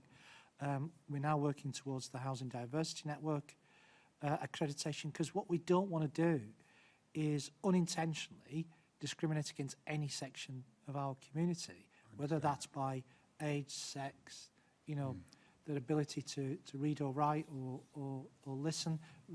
That needs to be eliminated from society. Society has enough challenges, and equality and poverty needs to be eliminated. You know, the inequality needs to be eliminated and the poverty needs to be eliminated. That's the factors that we need to be looking at. But treating that person in front of you like an important member of your family, that's all we say to every single one of our officers. And if you provide that service, I'll be happy. The Assembly has done work on access to the health service for deaf people, but I think it reads across into the housing service as well, and if you might want to reference that at some point. Can I just come in briefly? Oh, yes, of course. I'd just like to welcome the Year 5 students from Christchurch Primary from Redbridge who have come to see me. Hello. Great. Just wanted to welcome them back to you. And Assembly Member Boff, we're going to spend a bit more time on this section just because of, so don't worry as much about time. I don't need to worry. We've got some people who want to come. We've got some people who want to come in, but yeah, we're going to spend a bit more time on this. I was worrying about the time, which was I was rattling through it. But there is welcome to our observers there. We're talking about housing in London and how difficult it is to get homes in London, and that's what we're investigating at the moment. Councillor Williams, should there the Assembly has done some work on the problems faced by women leaving prison, to which, may I say, Lambeth comes out very well from our investigation. Do you think there should be a London-wide approach to women leaving prison? Thank you, Assembly Member Boff. And just before I go on to that question, I really concur with what's been said about what our focus should be in terms of making sure that we have a fair system and that we continue our efforts to make sure there isn't any discrimination. And I do think that one of the things that would be good the Assembly is looking at, I'm sure, is the complaints that are made to the regulator of social housing so that you can sense check that. And also I think that the regulator of social housing and the consumer standards they have on housing give us some really good evidence about how councils are doing on that. On women in prisons, I'm really aware of the work that the GLA has led on that. I think it's been really good at raising the issue and will continue to engage in it. It's not one of the priorities of London councils because, as you'll understand, as the sort of collective voice of London councils, we are very, we have limited capacity and we're really focused on house building, temporary accommodation and how we can improve our social homes performance and finances. But we'll continue to engage with it and we'd be supportive of further action. I think that, you know, you've heard already from Richard and Ian that we're dealing with diverse cohorts where there are specific barriers and we need to, as local authorities, continue to make sure that our services are fair and not discriminating. So really happy to look at what the GLA is doing on that, but it isn't a piece of work that London Councils has prioritised at this time. I must say I'm disappointed to hear that because one of the necessities is to get that London-wide approach, and we've been pushing the Mayor very hard and Tom Copley very hard to convene not just councils but also the G15 to recognise this as a real significant problem. And as you know, women leaving prison are very likely to go back to their abuser and very likely to go back to a very unsafe environment, and a London-wide approach would help that. So you take this, if you want, as a lobby, but I really do think it's something that London councils, but you know, the GLA doesn't do allocations, but the voices on London councils do. So I do hope that's something that you can take away. Just to come back briefly, so London authorities, I'm sure, will engage with that, and the work that GLA is doing brilliant, and will happily engage with it. I'm just saying that as London councils, you know, we have limited resource as to what we're doing. May I say, I'm not expecting London councils to administer the programme. I'm just saying that it's to talk to your members about the priorities that women leaving prison, the crisis that some women living in prison have to face, which has sometimes been, according to our report, being pushed further down the pile of priorities, and recognising everything about priorities. And I know it's an almost impossible job. And we're concerned with ensuring that we represent the whole cohort of those in housing need, and that's part of that cohort. So it's just that kind of underlining that we must focus on what our duties are and how we do that fair policy across all those cohorts. Thank you, Chair. Great. Over to Assembly Member Mahfouz. Thank you very much. You'd raised earlier the Stonewall LGBTQ plus housing pledge scheme, which I was very proud of when I was Ealing lead to sign up to from that point of view. Just very quickly, are there any other good practice schemes that are available to make sure that we're looking across the board to be as fair and transparent as possible in making sure that we're not discriminating? It's really important that councils do equality impact assessments in terms to make sure all allocations represent the community, represent the people on the housing register, so that there is no unintended consequences. That's, we need to be data driven on that. We need to ensure that our housing allocation scheme are open to all sections of society. So, the previous question was about somebody who may be deaf in terms of, what do we do in terms of that work to break down those barriers? I think it's down to councils to break down the barriers. I said to you... I appreciate that, but what I'm saying is, have any of you seen any good practice, Pan London or elsewhere, or that that we could say, actually, this is something that could be applied across the board? So in Islington, the LGBTQ plus has changed dramatically our work, and it's probably made us more... friendly to the LGBT community, if I'm going to be honest with you. The domestic abuse housing alliance has changed the culture of our work. If we're the only one in London to have that platinum accreditation, it's changed our work. The Housing Diversity Network accreditation, which we're about to go through, again, is to challenge the service to see what we need to do on an equality base. With things that's happening in society at the moment, we need to demonstrate to all of our communities that we're operating within the law, but equality is at the forefront of everything we do. And again, just very quickly, look, we've got, as you know, 120 children across London living in temporary accommodation, which is just utterly unacceptable. One of the challenges, when you're living in that sort of situation, is clearly you'll feel that life is currently being incredibly unfair to you. And if the system does not appear to be fair and isn't transparent, and you are facing discrimination in all sorts of different ways in your life, then there is an obligation on local authorities to make sure that their systems for allocations are as transparent and open and plausible as possible. How do you ensure that that is the case, and what more progress do you believe that could be put into place to ensure that that is as transparent and clear as possible?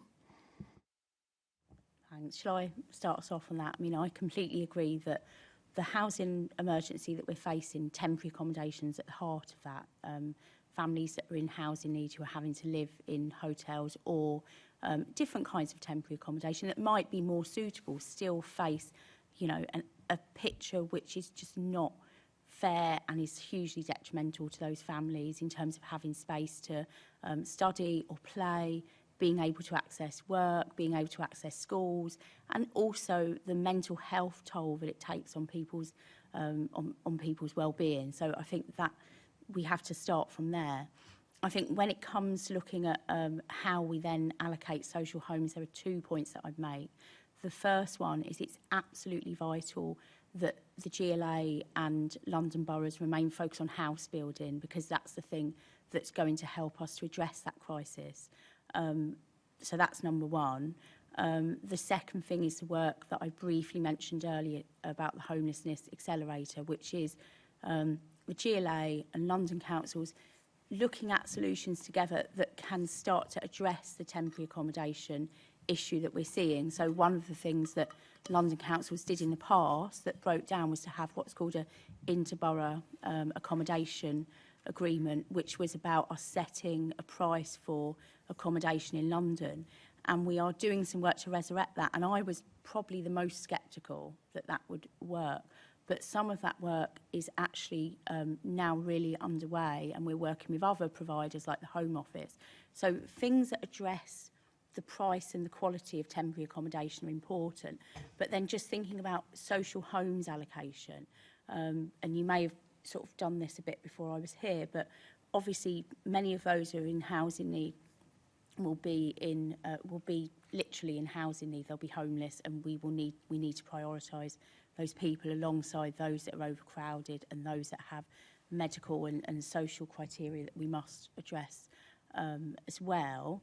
I do think that because of the shortage of temporary accommodation and the fact that local authorities receive less subsidy for when they're housing people in temporary accommodation, that will start to impact on social homes allocation. So I think, you know, it's foreseeable that we might need to start to use social housing to bear down on the cost of more expensive temporary accommodation, which will mean more of a shortage for those that are on our housing list. So it's a balancing act, and it's really important because if you've been on the housing list, you know, in our borough we have 10,000 people on our housing list, which I know is less than some in the London boroughs, then you will have you will know what your priority is, but there'll be families that we are then trying to get out of temporary accommodation, partly for a cost reason, partly because of the impact that it's having on their lives. So I do think there is a real relationship, and that the work we do to address temporary accommodation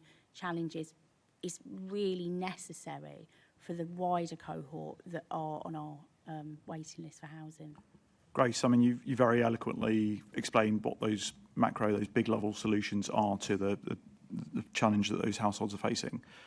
But one of the real concerns, and obviously fueling bigger issues, is that those families feel that when those homes are eventually built, that the system is fair and non-discriminatory, and making sure that they've got a real, genuine opportunity, having waited all that time, to be able to get into one of those brand new homes. So how do we make sure that we have Londoners on side in making sure that they believe genuinely that the system is fair, open, transparent? Yeah, that's the big question. You know, I agree with you. I think one of the things is, you know, it would really help us if government could address the point that we've been raising around the subsidy gap for temporary accommodation, so we could start to house some of those families in temporary accommodation into settled accommodation more easily. And I think the second point is being really clear on our allocations policy. And it's not only the policy itself, but I think politically leaders and local authorities have to be able to say, you know, this is the problem, this is how we allocate housing in this area, and so that everyone is clear what we're doing. But I don't think there are easy solutions, and I think that the work that's being done to increase home building will still take time. So in the meantime, having that clarity around allocations and policies, absolutely key. Thank you. We're going to go to Assembly Member Cooper online, and then if people want to come in, I'm going to aim to have a break in a couple of minutes. Oh, no, I'm fine. Also, I've got... Sorry. Okay, sorry. Apologies, thought you wanted to come in. I'll go to Assembly Member Lord Bailey. Thank you, Chair. Just a few things. You talked about... hello, Councillor. Good to see you again. You talked about London's priority must be to build homes. But what type of homes? If I'm quite supporters of the GLA most of the time when it comes to house building, but one could argue that the mayor has failed horrifically with what he's provided, and one of the real reasons for that is because of how much social homes he asked for. I think we need to stay on allocations. I'm coming there. Great. And social homes he asked for, because we focused on social homes, but one of the obvious things coming out of this meeting is how many people who have very serious housing need will never be eligible for those homes. So do we need to have a little look at going beyond just focusing on social homes as a prospect in order to alleviate particularly temporary accommodation? That's one question. I know it's a bit long, but the other question I want to ask, are you saying that councils have a new problem, that they're going to have to start to use the small amount of social homes they have to alleviate some of the costs from having to do really high cost temporary accommodation? Is that what you suggested is coming down the line? That's what it sounded like. Thank you, and lovely to see you again as well. So I think the GLA has done an incredibly good job, led by the mayor, to ensure that there is a balanced social and affordable housing approach. And I think the issue is not so much the mayor's approach, but the really difficult economics around house building at the moment. I mean, I think the mayor has been good at balancing the fact that you don't only need social homes, you need shared ownership, you need London Living Rent. And in Waltham Forest, you know, we've certainly seen that building all tenures allows us to build some social homes and some other types of tenures as well. You know, I think that's the right approach, that balanced approach. I think that there are things that the mayor is doing now which will be incredibly helpful. So, for example, with the government, so things like looking at how we can acquire more homes to alleviate temporary accommodation pressures through the local authority housing fund, for example. Things like that need scaling up.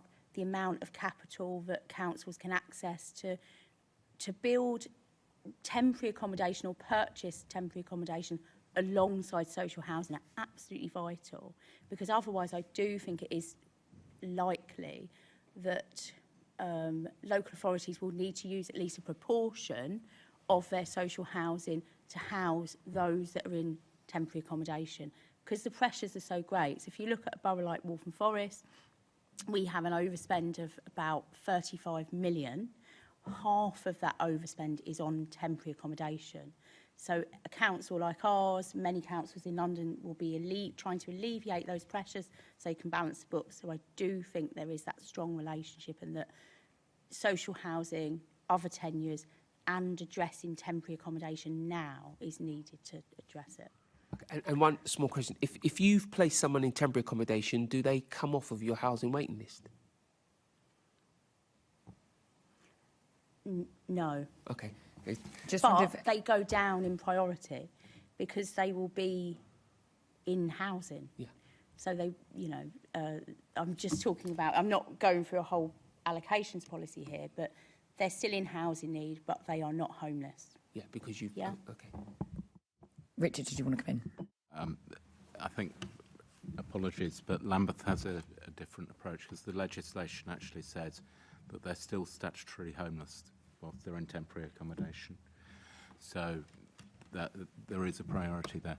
I wanted to come back, though, on the point about temporary accommodation, because I do think that there is a real misunderstanding about what that actually means. We call it temporary.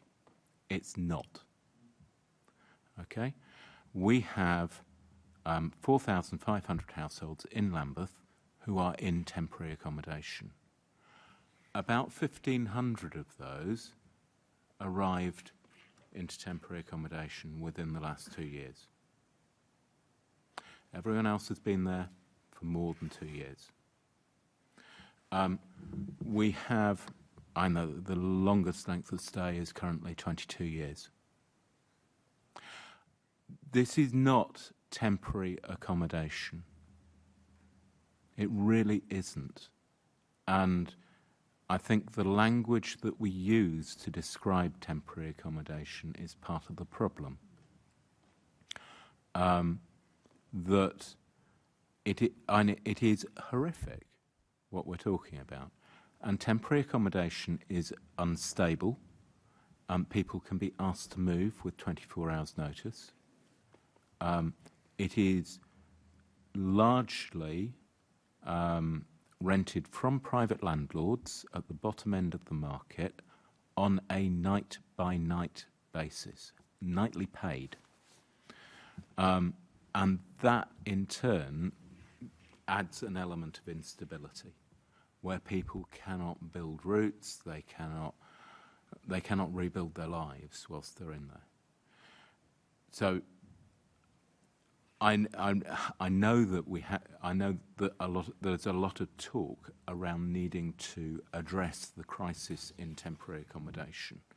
In my view, the crisis that we have is that we have too much temporary accommodation. We need to be securing permanent homes for people, whether that be in the private rented sector or whether that be social housing. Anything is better than temporary accommodation because of the levels of insecurity.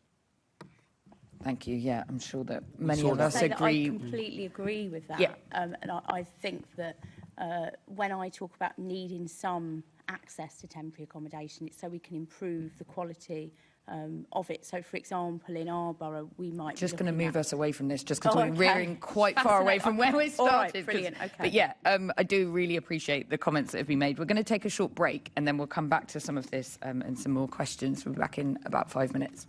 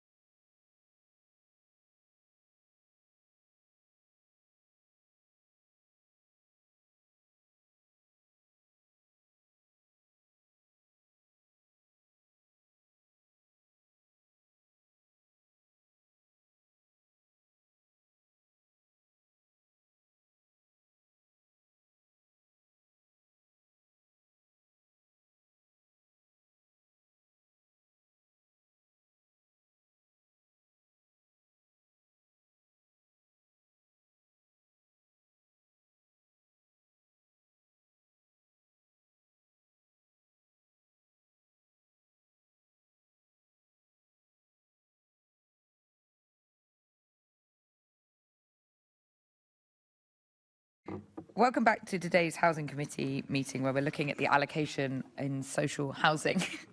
I'm just going to ask a quick question just to close what we were talking about before around barriers and challenges. I know this was kind of mentioned in some of the questions from Assemblymember Boff, but in our first meeting, we did hear extensively from disabled people's organisations about the difficulties that they really face. And I know that we've talked about the intention of officers, wanting to treat people fairly, but they do describe how confusing some of the methodology is, how difficult the process is. And I don't know if Grace, were you able to just say maybe briefly if that's something that London councils are kind of aware of and working on? Yeah.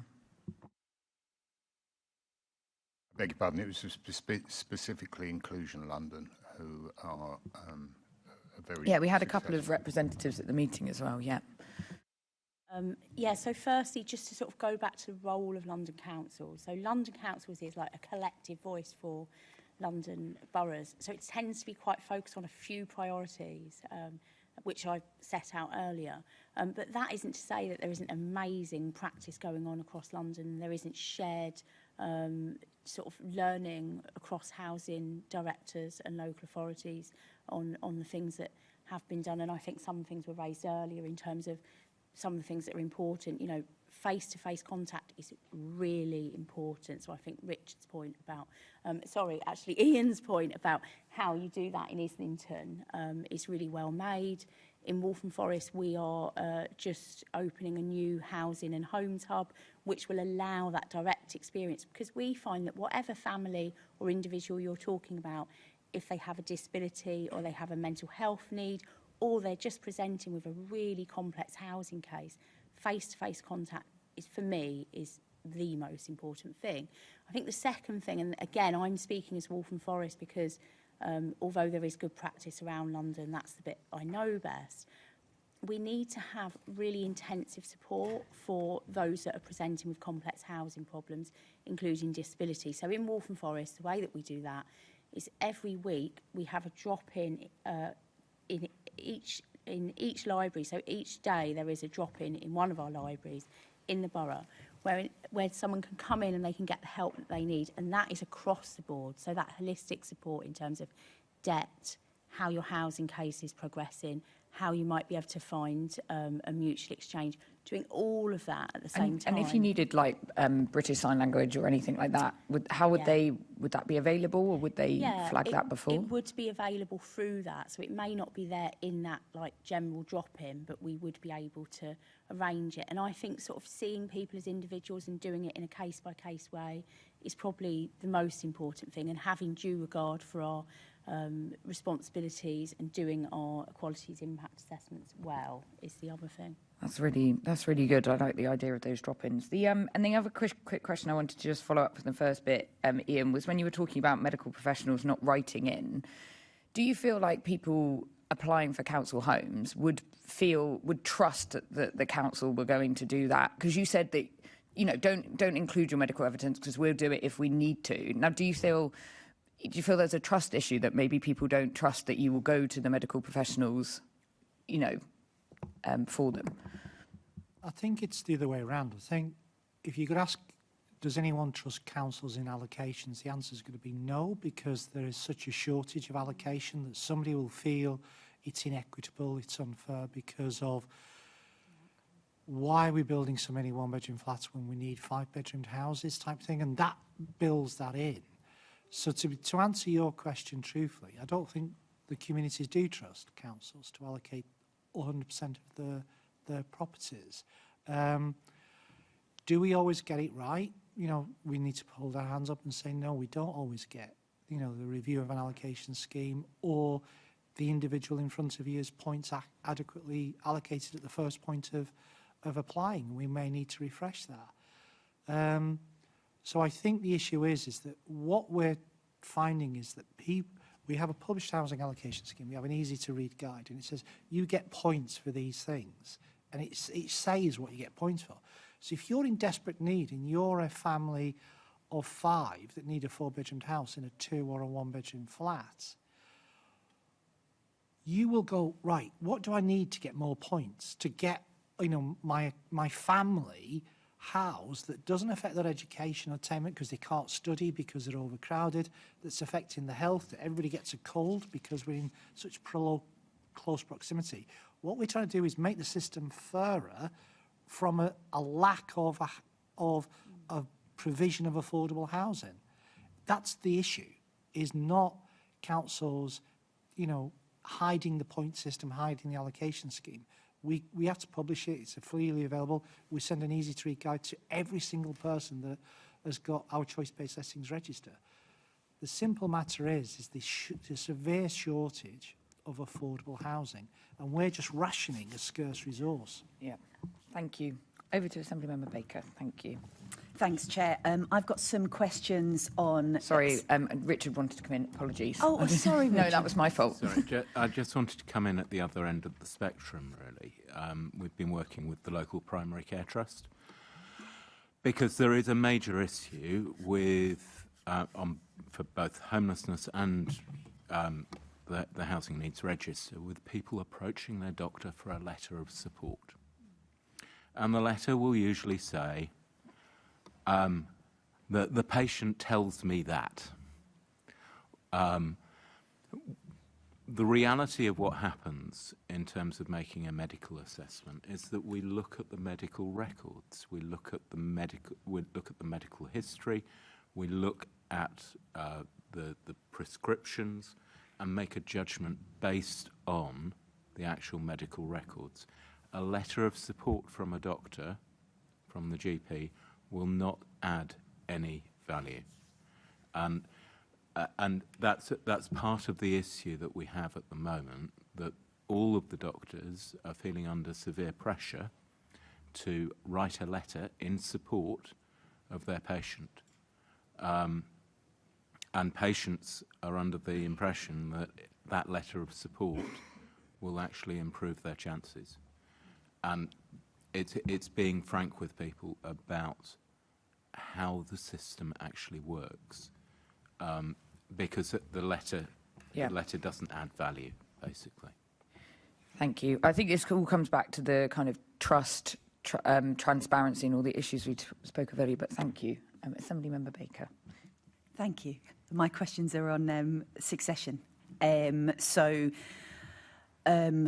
In general, how do you ensure that your policies for succession strike the right balance between protecting those who often have spent, maybe all their life in social housing and also ensuring social housing is allocated to those greatest in need?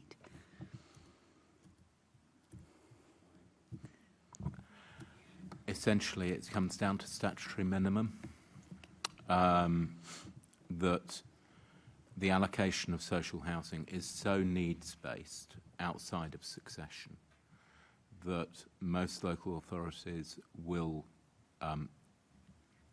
only award a succession right where they absolutely have to, because otherwise it is effectively somebody jumping the queue. And that's really hard for the people involved who may have been in that property for their whole life. They may have been born there. And it is really, really difficult. But the shortage is so great that we're having to take a very needs-based approach. And if somebody else's need is greater, then the succession would not go through unless they had a statutory right to that succession. Thanks. Does anyone want to further comment on that? Yeah, just to highlight a couple of good things. So firstly, just a more general question about how we're supporting disabled tenants. I think it'd be really good for the committee to see some of the new social homes that are being built and how good they are for wheelchair access. So that was just something I wanted to get in, because our homes are amazing. You should come and see the kitchens and the way that access is done in those new homes. I just wanted to highlight a really good piece of practice by Clarion Housing Association, where we had, as you say, exactly those pressures, and we had a resident who had severe learning difficulties and had been in the property all her life, and she was adopted by her parents who over time died. And the Housing Association was really good at understanding that she did have that statutory need and the impact it would have on her well-being to move her somewhere else when she'd lived there her whole life. She's in her late 50s.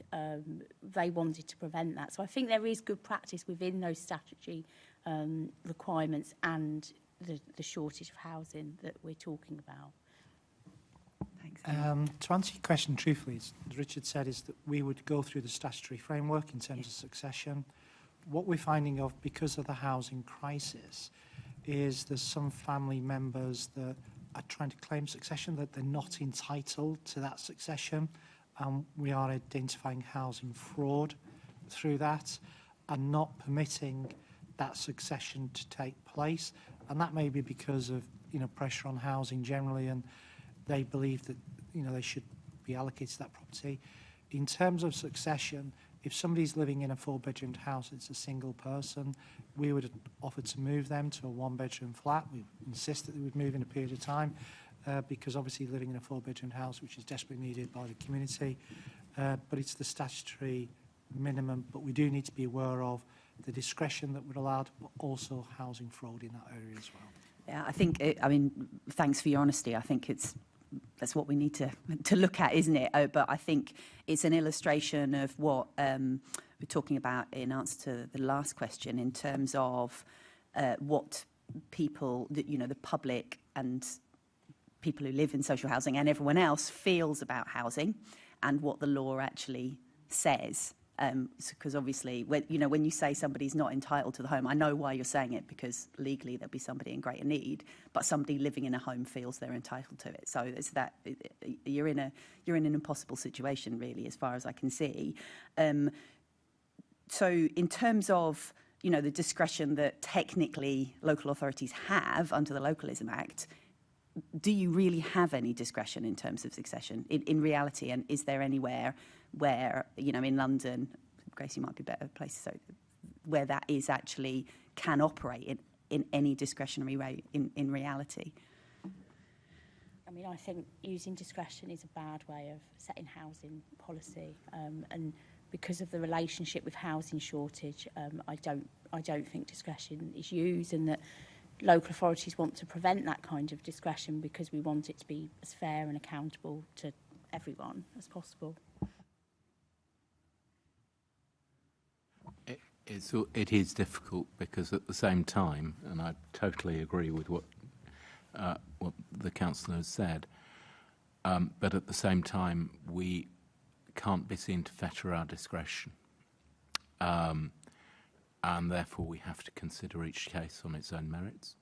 That the reality is the same outcome, but we have to go through a process on each case and to consider what the implications are.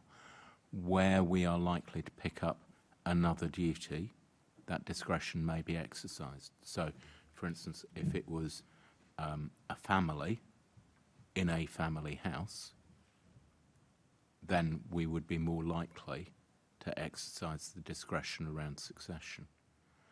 If it's a single person to whom we do not have a statutory duty, either under homelessness legislation or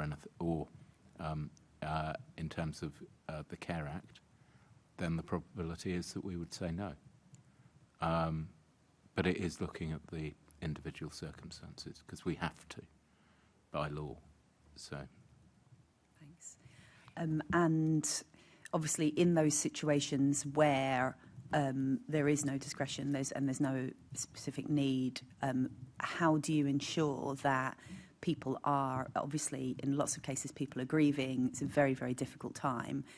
What policies, what processes and practices can you exercise to make sure that that situation is as sensitive and as accommodating as possible, especially when it may well then lead to homelessness, even if it's not somebody you have a duty to house? Fundamentally, it's about making sure that they are put in contact with the right support networks. It is incredibly difficult. and we would normally offer assistance with securing alternative accommodation in the private rented sector. But the probability is that that wouldn't be in borough because there isn't anything that's affordable to somebody on benefits. So it is very, very difficult. There are no easy solutions. And is that really all that you feel you can do to prevent further homelessness in those situations? Essentially, yes. Yeah. Obviously, if there are children involved, then we would be picking up a homelessness duty. Or if the individual is vulnerable, then again we would pick up a homelessness duty. But outside of those statutory provisions, there is a limit to how much support we can actually provide. It is brutal and it is very, very difficult. No, absolutely. And I think anyone who's had any connection with housing casework and people in those situations know that there's huge numbers of people in very, very dire circumstances. Is there any other challenges or any other suggestions in terms of succession, apart from having more places to put people in, that you'd like to talk about or suggest while we're on that subject? I think because of the housing crisis, we've got to be honest and transparent with you. I think I've said already, 6% of our housing register will be housed. To have any expansion on need that isn't as great as the greatest need on our housing register would just be a massive challenge to our staff, to the communities we serve. And the succession law is there, it's enshrined in law, we will follow, we will observe it. If there is a statutory duty through Children's Act, Care Act, Homelessness Act, we will do what is necessary to be done for that succession case. We may offer to provide private rent accommodation. It will be in another borough, won't be in Islington. On certain occasions, because of the vulnerability of the household, we may move them on a discretionary basis from a 4-bedroomed house to a 1-bedroom flat. We will do that. But I think the overwhelming crisis that housing is facing and our communities are facing, we need to remember we're here to serve the residents. The residents are facing a huge crisis. We owe it to them. Thank you. Back to you, Chair. Thank you. And just a quick question on process. Do you have a standard time for how quickly you give someone an eviction notice? Because in our first meeting, we heard it described that people feel like they hand in a death certificate and get an eviction notice back. So is there a policy around how much time you give people or how quickly you inform people of the eviction? Yeah, I mean, we've got to be honest. Some people don't tell us when somebody's died in the household type thing, and we find out from the wider community. So when we find out when somebody's died, if somebody tells us, using your example, we will then, we're not going to serve an eviction notice the next day. We would never do that, but we would start the investigation as soon as possible to see if they're legally entitled to that property. And if they are, we'll then just grant an individual tenancy to that individual. So husband died, wife's still around, or vice versa, they would then automatically get that through the investigation. The investigation is relatively easy because you've already got the female in the tenants, on the tenancy agreements, etc. So it's not. There are some situations that are fraudulent, and we need to be honest on that with you in terms of, we have a housing fraud team in my service that are investigating these because of the crisis. People are trying to get hold of that property they're not entitled to. So it's a minimum, but it's there, and we need to protect that wider community. So we wouldn't do that, but we would work sensitively with the individual. But we'd expect them, if there was a discretionary move, like I've said, from a 4-bed to a 1-bed, within a period of time for them to move into that 1-bedroom property in that locality, because we need that 4-bedroom desperately. Do you think that that's widely understood by people living in council homes around? I think you used the word like not being entitled to the home, and I think Assemblymember Baker was trying to touch on how that might feel differently for people who've lived in homes. And I just wonder if people, I mean, just as a short response, I'm going to go to Assemblymember Boff, but do you think people really, I think we've talked about transparency and openness, like do you think everyone understands though that You've got two sections of society, haven't you? You've got the section that are desperately in need of housing on that estate or in that area that's saying it's not right for that single person to occupy that three-bedroomed house. I've got a daughter in my property that needs that accommodation, it's just down the street. Then you've got the emotional attachment of that person that may have lived there all their life, like you've said. How do we manage the realisation of that individual isn't legally entitled to stay in that three-bedroomed house? And would we want them from a moral I think I perspective? mean more like, say, your policy changed around succession on the number of years you have to have lived in the property and things like that. Do you then inform, like, everyone who lives in council? I'm just wondering how people stay up to speed on what was succeeded. But then it's forgotten about, isn't it? Because in the past, before the law changed, you could have two succession rights and it went down to a single succession. We advised everybody at that point in time. We continue to advise them. The problem is when you're in that emotional piece and that time span, you're not going to listen to what we said. Oh, the law changed. You're now entitled to one succession, blah, blah, blah. That's it. You're going, but somebody's just died that was close to me. I want to continue to live here because I was educated here, I was born here, whatever. And we're saying you can't live in a three-bedroomed house. You need to move to a one-bedroom flat on a discretion or private rent sets or whatever. It is emotional. We need to acknowledge absolutely. But no, we need to be honest with people. Yeah. Grace. Yeah, I mean, I'd just add a couple of things. So firstly, I think the regulator of social housing inspections are really useful because one of their consumer standards are on how local authorities engage tenants. And so local authorities are working really hard to improve that and need to continue doing that. So, for example, good practice is not only sending out newsletters, but it's also having a tenants panel and making sure that those tenants are actually actively engaged in new allocations policies, for example. So I think that's really important. And the second point is, you know, having been a councillor for, about 12 years, what I've seen over time is because the discussion publicly has become more honest about the housing emergency, that when issues are raised on social media about how housing is being allocated or particular situations, people do understand it actually, and they do understand that because housing is in such short supply, it must be fair. And I would also just highlight the good practice that's out there around managing successions. I get many emails about housing cases where people are desperate to find a home and are asking us to reconsider their case. But I also get emails saying thank you to the housing officer who handled my situation so sensitively. So there is good practice out there, and I would want to highlight that as well. Great, thank you. Yeah, we know that you all work incredibly hard and do the best job that you can do in these circumstances that we're hearing today. Assemblymember Boff.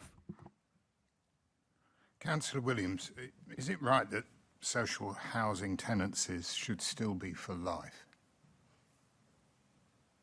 Yeah, when we were having the discussion about successions, I was thinking exactly the same thing. I think that it's an area which should be explored further. We know that people who live in their homes, who may have grown up in social housing, if you look at who's in, and I think Ian or Richard made this comment earlier, if you look at who's in social housing, those people are in need. You know, they are on lower incomes, they will have other factors such as disability or social factors relating to community safety, which means that they are in need. So does it make sense as a system to review that regularly? I'm not sure that's where I would go first, because we're in such housing shortage that I think unless we address that and build more homes, trying to ration further who's in those social homes when those people have nowhere to go isn't the first place I would go to. I don't think that's what I would be saying we should do, but no, you're asking the question. It's this automatic. Yeah, so lifetime. my view is that at the moment it makes sense that it is automatic because of people that are in those homes. But you've heard that allocations policies are having to be toughened because of rationing. So you may have cohort effects. You may have people that lived longer in social housing that may be in less need than those that are coming into it. But my view is that it's something that does need exploring, but it's the need to address the shortage of affordable and social homes is number one. And very quickly, Mr. Soros, I was going to ask what your boroughs do. There are a range of options available.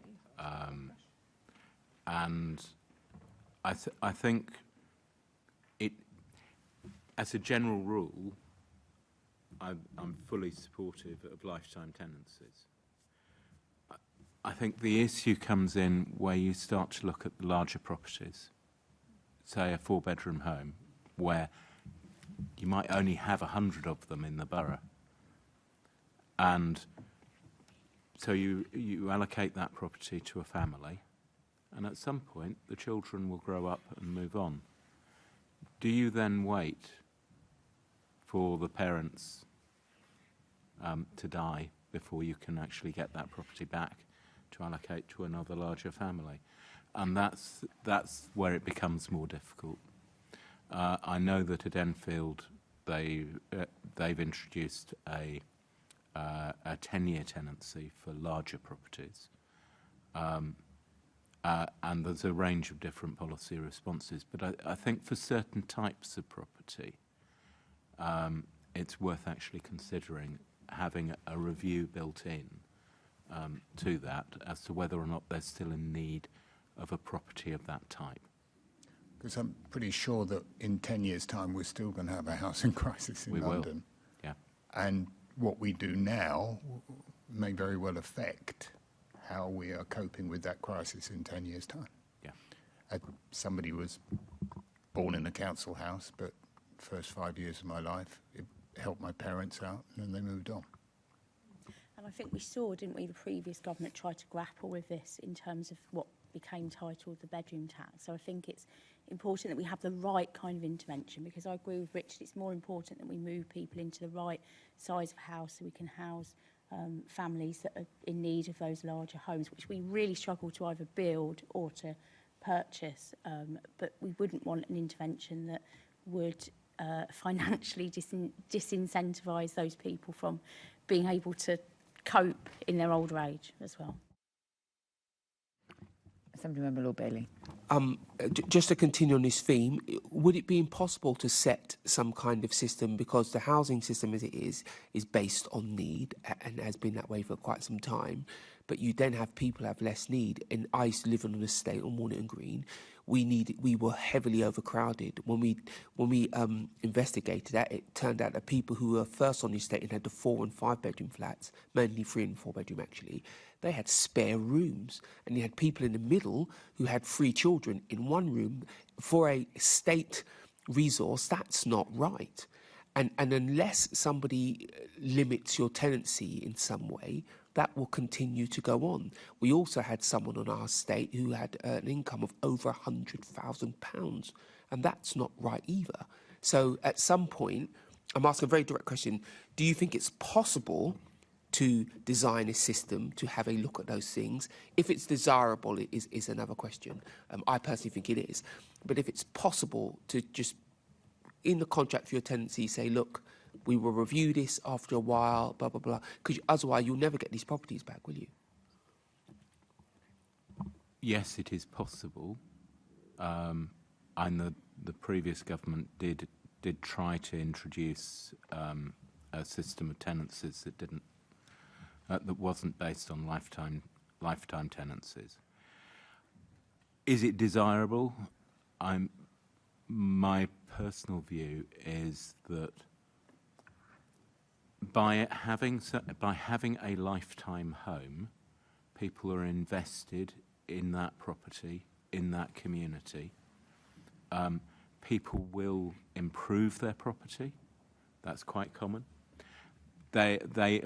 They look after it, and they look after their environment, and they look after their community because they have a vested interest in it. If you don't have a lifetime tenancy, if you see this as somewhere that you are going to be for a couple of years, then it changes the nature of your engagement, both with the property and with the wider community. It probably means increased costs. But couldn't you argue the same for a long-term tenancy? Yeah. You know, I'm not suggesting you chase people out of their home, but Yeah. I used to have 2 small children. They're now teenagers. my circumstance changes. If you gave me a 15-year tenancy, the point I'm trying to make is this is a public resource. It's not people's private money. And if we're going to struggle through this process, surely the system must have some way at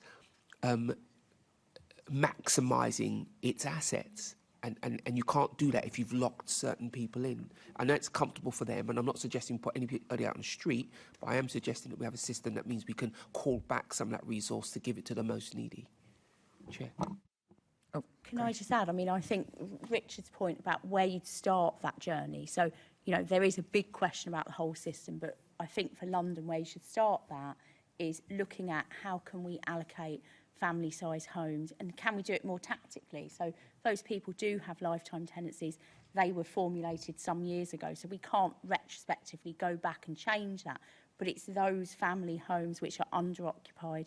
And one of the things here is supported accommodation, supported housing has really become much more challenging, and it's one of the areas that the Homelessness Accelerator programme is looking at, because we need a really good supply of homes for older adults that has the right level of support. So I think we need to do both those things, look at family size homes, how we can transfer those older adults into more appropriate homes.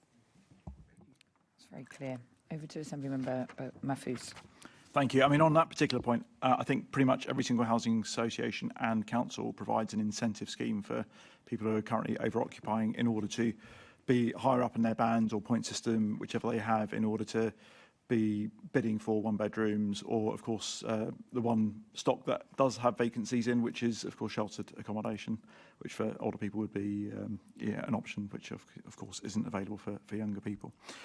My question is really in terms of going back to the point that we're here today for, in terms of the social housing allocation list. One of the things that I find quite strange is that, of course, the previous government introduced the discounted market rent. There are other intermediate rental products that are available, but they are primarily available to people who are on the social housing list, which obviously can't afford to really go for those for that type of property.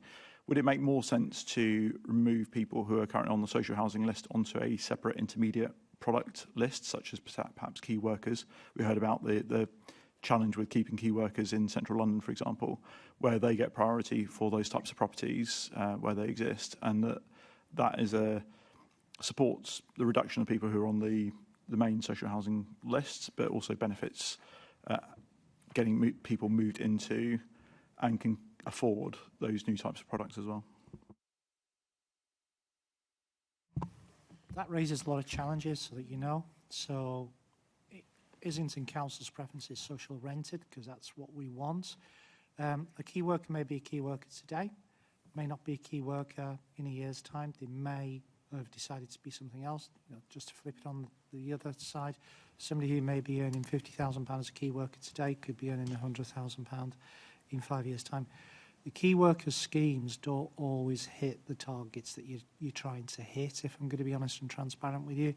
And we need to be very careful about moving resources from the greatest need into needs that are not the greatest, i.e. key workers, when other solutions could be available to them. You know, commuting and private rented sector accommodation, which we could identify with them, good quality that's not in Islington because they can't afford it. But I wouldn't be saying, oh, by the way, dilute the social rented programme for key workers in Islington, if I'm honest with you. But you've currently got discounted market rent properties, and they are only available to the social housing list, is that right? They're available to the social housing list, but like you've said in your question, they're only affordable to certain elements of that. So we make it clear this is the income you would need to earn to make that affordable. It's a bit like shared ownership. Is shared ownership affordable to everybody on the housing register? No. There's a London-wide shared ownership program website. We need to be realistic about the people that will move into those properties are not going to be the greatest need. They're going to be some form of need, but not anywhere near the top need in each of our communities across the 32 London boroughs. So would it not make sense for the boroughs to differentiate between people who should be going for those properties versus people who shouldn't be going for those properties, rather than saying, because at the moment, if you're on the social housing list, you've got effectively, three options. So one is a council home, which you've got the right to buy. it's the lowest rent, and more properties become available through that route. Then you've got housing associations, which are slightly higher, and then you don't have the right to buy. And then you've got DMR, where the most expensive, and of course you still don't have the right to buy. So it's the least attractive of those three products. Why would you go for that one?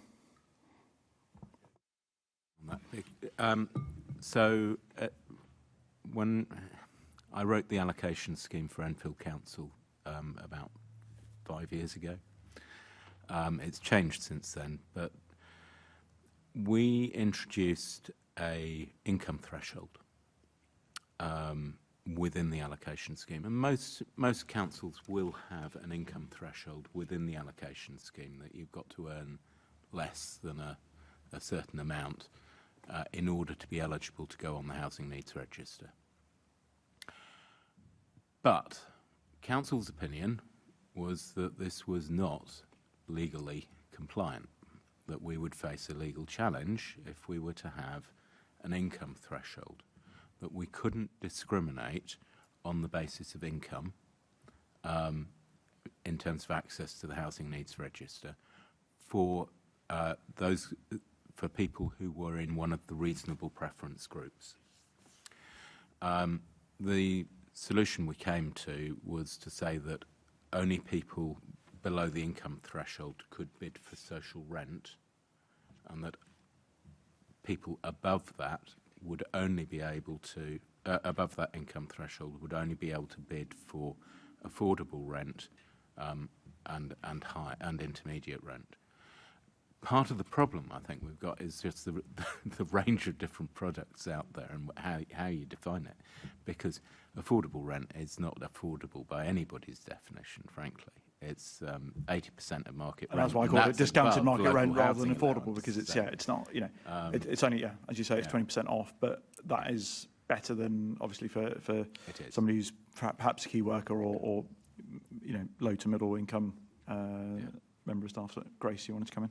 I mean, I think, the challenge you raise is right. Do the tenures we have match up with the need that we're seeing? And I think one of the main issues we've got in London is we've got a third of people who are in private rented accommodation, and that's where we've seen the contraction. That's why we're having the problem of temporary accommodation, because it's people in those properties who are being evicted, and it's people in those properties who are in some of the worst properties as well. So I think things to reform the rental market, products that are available to that group of people who can sometimes be nearly as badly off as those in social housing, are absolutely vital, because otherwise what we'll have is a drift where we bring even more people into a band that might be eligible for social housing, needing it but not getting it. So that intermediate bit of the market, and the things that we can now do to make decent products available and affordable to them is really important, alongside having quite a tight social housing allocation, so we're able to help those most in need as well. So definitely support that review of the tenures that are needed for that group of people. Thanks, but it sounds from what you're saying, Richard, that obviously some boroughs are already differentiating in a legal manner in order to try and allocate those resources as effectively as possible. Yeah, thanks. Thanks all. That was really interesting, really insightful. Over to Assembly Member Baker. Thanks, Chair. So I've got a couple of questions about specific schemes related to downsizing and making sure people are in the most appropriate homes for them.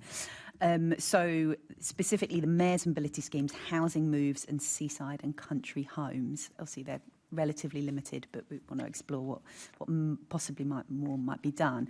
So what is your experience, if you have any, of the Mayor's housing moves and seaside and country and homes programmes, and what impact do they have? Specifically also, do you have any views about whether either of those schemes should be looking at a wider group of people, could be helpful to look at a wider cohort eligible for them? So I'll go first.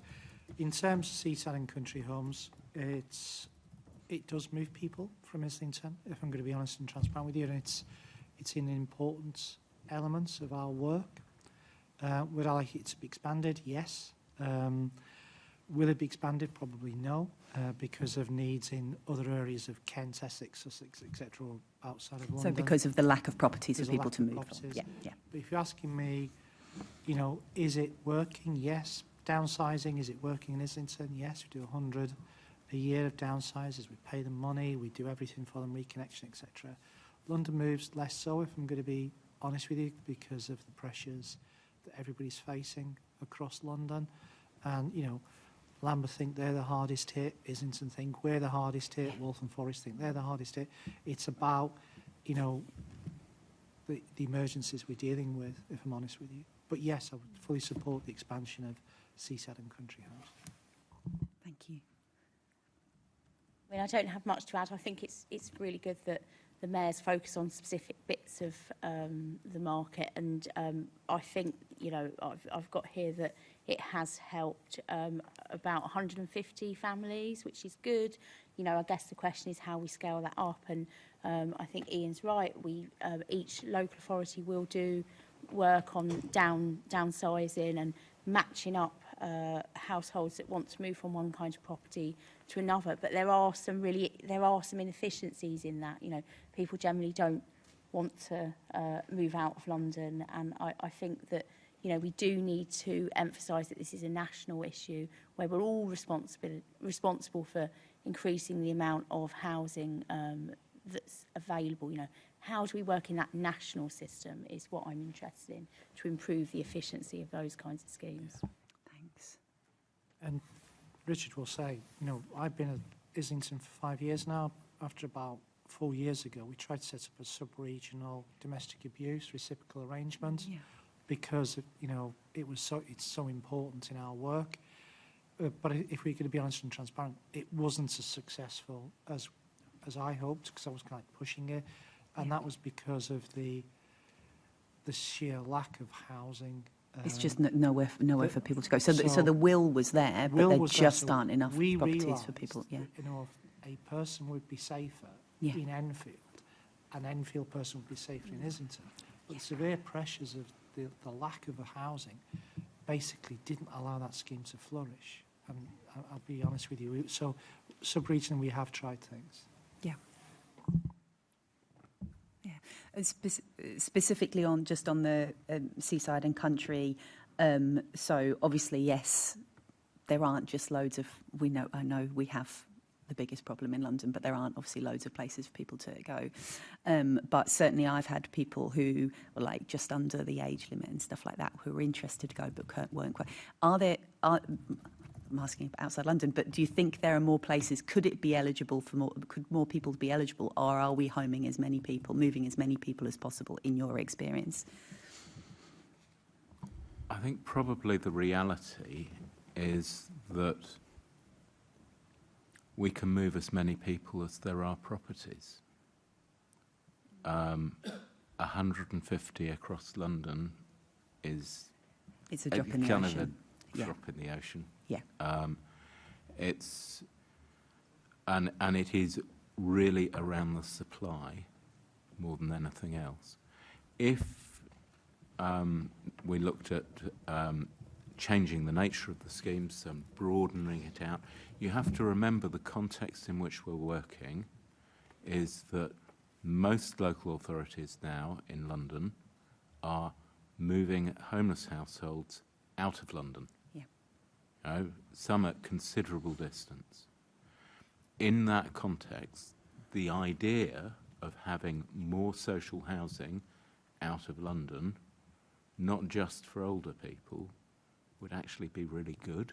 Yeah. It might provide a bit more of a cushion for the people settling or moving.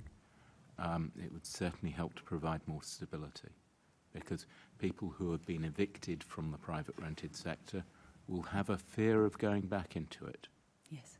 Because of their previous experience. So anything we can do around that, anything we can do around improving the supply of properties to meet the needs, no matter where it is, it has got to be a good thing. No, absolutely. And obviously there's a big solution and also lots of smaller solutions as well. Yeah. Sort of, so it's useful to explore all of those.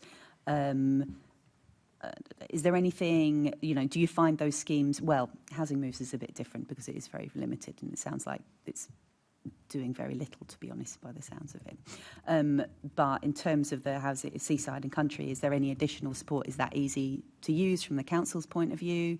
Is there anything we can do, we should be looking at to improve that? Or is it sort of functioning as well as it can in the context? It's easy to use. Residents get a move and they understand it and they like the hand-holding that's offered by us and everybody else. So it is. But as Richard said, the homelessness crisis is a nationwide crisis now. So if I went to Brighton and said, oh, would you like to do a reciprocal arrangement with us? And they go, look, I've got 2,000 households in the house register. I went to Hastings, which is on the seaside. They're spending 50 pence out of every pound on homelessness and slowly going into financial difficulty. The chances of the GLA, I need to be honest with you, all London councils or any individual council striking an agreement with all of the councils outside of London along the south coast is to get additional properties for London is probably not going to succeed, if I'm going to be honest with you, because of the distinct pressures in those areas as well. Yeah. No, understood. And just slightly off topic, apologies. But in terms of then looking at where we build social homes, do you think it would be more, do you think it could be helpful to have well, we don't even necessarily have a very, very pan-London, but if we had like a regional approach to it and thinking about where there are people who might voluntarily want to move rather than the situation that unfortunately councils are in where they have no other, do you think that could benefit in terms of managing some of the problems? It's not necessarily something we have on the cards now, but is that something that might help? Just sort of firstly, I know Ian wants to come in. So I think just going back to what the issue is, the severe shortage of housing, we really need housing, social housing, affordable housing, other kinds of housing to be built across the country. And that will be the number one thing that impacts it, because where you have housing, you have infrastructure, you have jobs, so if we get that right, then that will be the biggest thing that we can do to affect change. And I think it's brilliant that the government has really increased the investment in social and affordable homes, and we need to see that nationwide commitment to building homes. And I know that Homes England is learning quite a lot from how the GLA has given its grant on social affordable housing. So that's the first thing, because I think the schemes will... we want people to want to live in many places across the country, and that should be the biggest incentive that people have to move to places where they can make their lives and where it's affordable. That sounds a very optimistic and long-term answer, I know. I know there'll be more short-term things. Well, it'd be nice to get some... It's a very, very difficult subject, so if any optimism or any even ideas of where we should be going, that's not against that. Yeah. As you can tell from my appearance, I've been in housing about 100 years. And we tried this, didn't we, about 20 years ago in terms of sub-regional choice-based letting, sub-regional allocations. And it's not working today, is it? So it didn't work back in the day. No, but is that because of supply overall? Because there's now no longer any wiggle room anywhere. I mean, but I remember 20 years ago, there was a homelessness crisis then. Yeah. When we did choice-based lettings, when it was introduced, and sub-regional stuff, we had, thousands of households in bed and breakfast across London. I think, if I'm going to be honest with you, in Islington, we will never be able to meet any sub-regional need because we're densely populated. We haven't got those big sites. Enfield, where Richard once worked, has got land and can build. Now, if I had 5% of whatever was in Enfield, isn't going to resolve Islington's housing needs. And I think what you need to be doing is turning it around itself and going, we need quick wins. We need to buy X-rate to buy properties as well as new build. If we did that in each damn borough of London and all bought those properties on grant rates the GLA would allow Islington Spire, it would have a stab at meeting that need. And I said at the beginning, we don't get the grant rate we need to buy a property in Islington. So our needs are just going to go, as is Lambert's. They can't afford to get the scheme to work in GLA funding. Yeah. It's that rational approach rather than it's £85,000, lump it or leave it. Well, that's not a sensible approach when the average house value in Islington is £450,000. We're buying, and the average open market is 660. We can't get it to work financially. I know you're not going to want to hear this, but we've got the regulator of social housing. We've got to make 100% of our homes decent.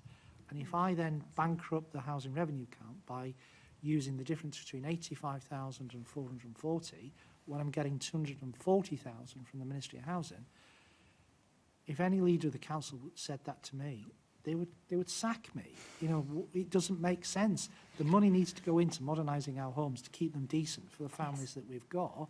And we need to build. And we need to build and buy. But you need, you know, if you allowed us to buy 250 properties next year, it would have a massive impact in Islington.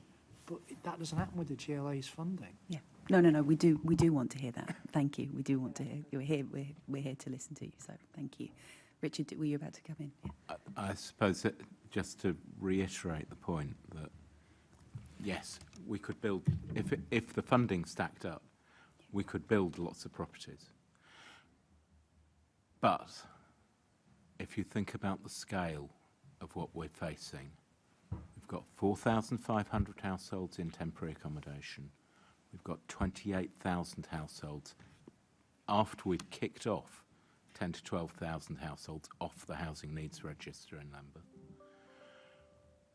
The scale of what we're talking about in terms of the underlying need is so huge that we can't just build our way out of it. Not unless we're going to have some new towns that we can actually move people out to. And the scale is so enormous that even if every regeneration scheme that Lambeth currently has proposed was delivered tomorrow, it wouldn't solve the problem. And I think this just goes back to the short-term thing that we said earlier. So, yeah, we need home building. We need to have good allocation schemes that prioritise those most in need. And we also need that capital now to buy homes because that temporary accommodation pressure is there now. So even though we want to settle people into homes, we also need to deal with the temporary accommodation pressure there. No. Thank you. Thanks, Chair. Sorry. No, that was really interesting. Assembly Member Lord Bailey for a quick question. I just, maybe I'll ask Councillor Williams, how receptive are councils outside of London receiving London's overflow? And especially if I go back to a point, I believe Richard made it, that because council housing now is really focused on need, you tend to be focused on the people with the most need. If I was a councillor in Kent, I might worry that you're sending me all of your high priority cases and I have my own financial issues to deal with as well, and you are adding to them. So how is that correct, and how receptive are they? So I think obviously the starting point for this conversation is exactly what you say.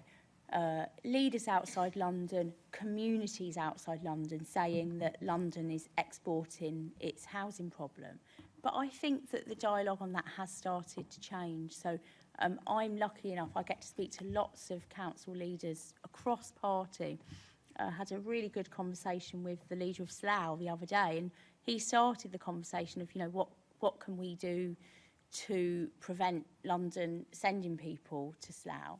But then the conversation develops as to actually we all have a collective issue here. If you look at some of the big seaside towns that were mentioned, like Hastings or Brighton, you look at Luton, you look at some northern cities, increasingly it's the same issue. And actually I think there's quite a lot of collective power behind those council leaders across many different kinds of local authorities, so including counties as well, where actually they do understand that it is a national housing problem and some of the things we need are the same, whichever kind of place we're talking about. And I think it's incumbent on London councils to keep explaining that, keep engaging and showing that, you know, London leaders do not want to send their residents outside London We're having to do that as a last resort because there's a shortage, and we need to work together to get some of the solutions to that around building, procuring, and new towns, for example. So I actually think there is a lot more collective agreement as to what's needed.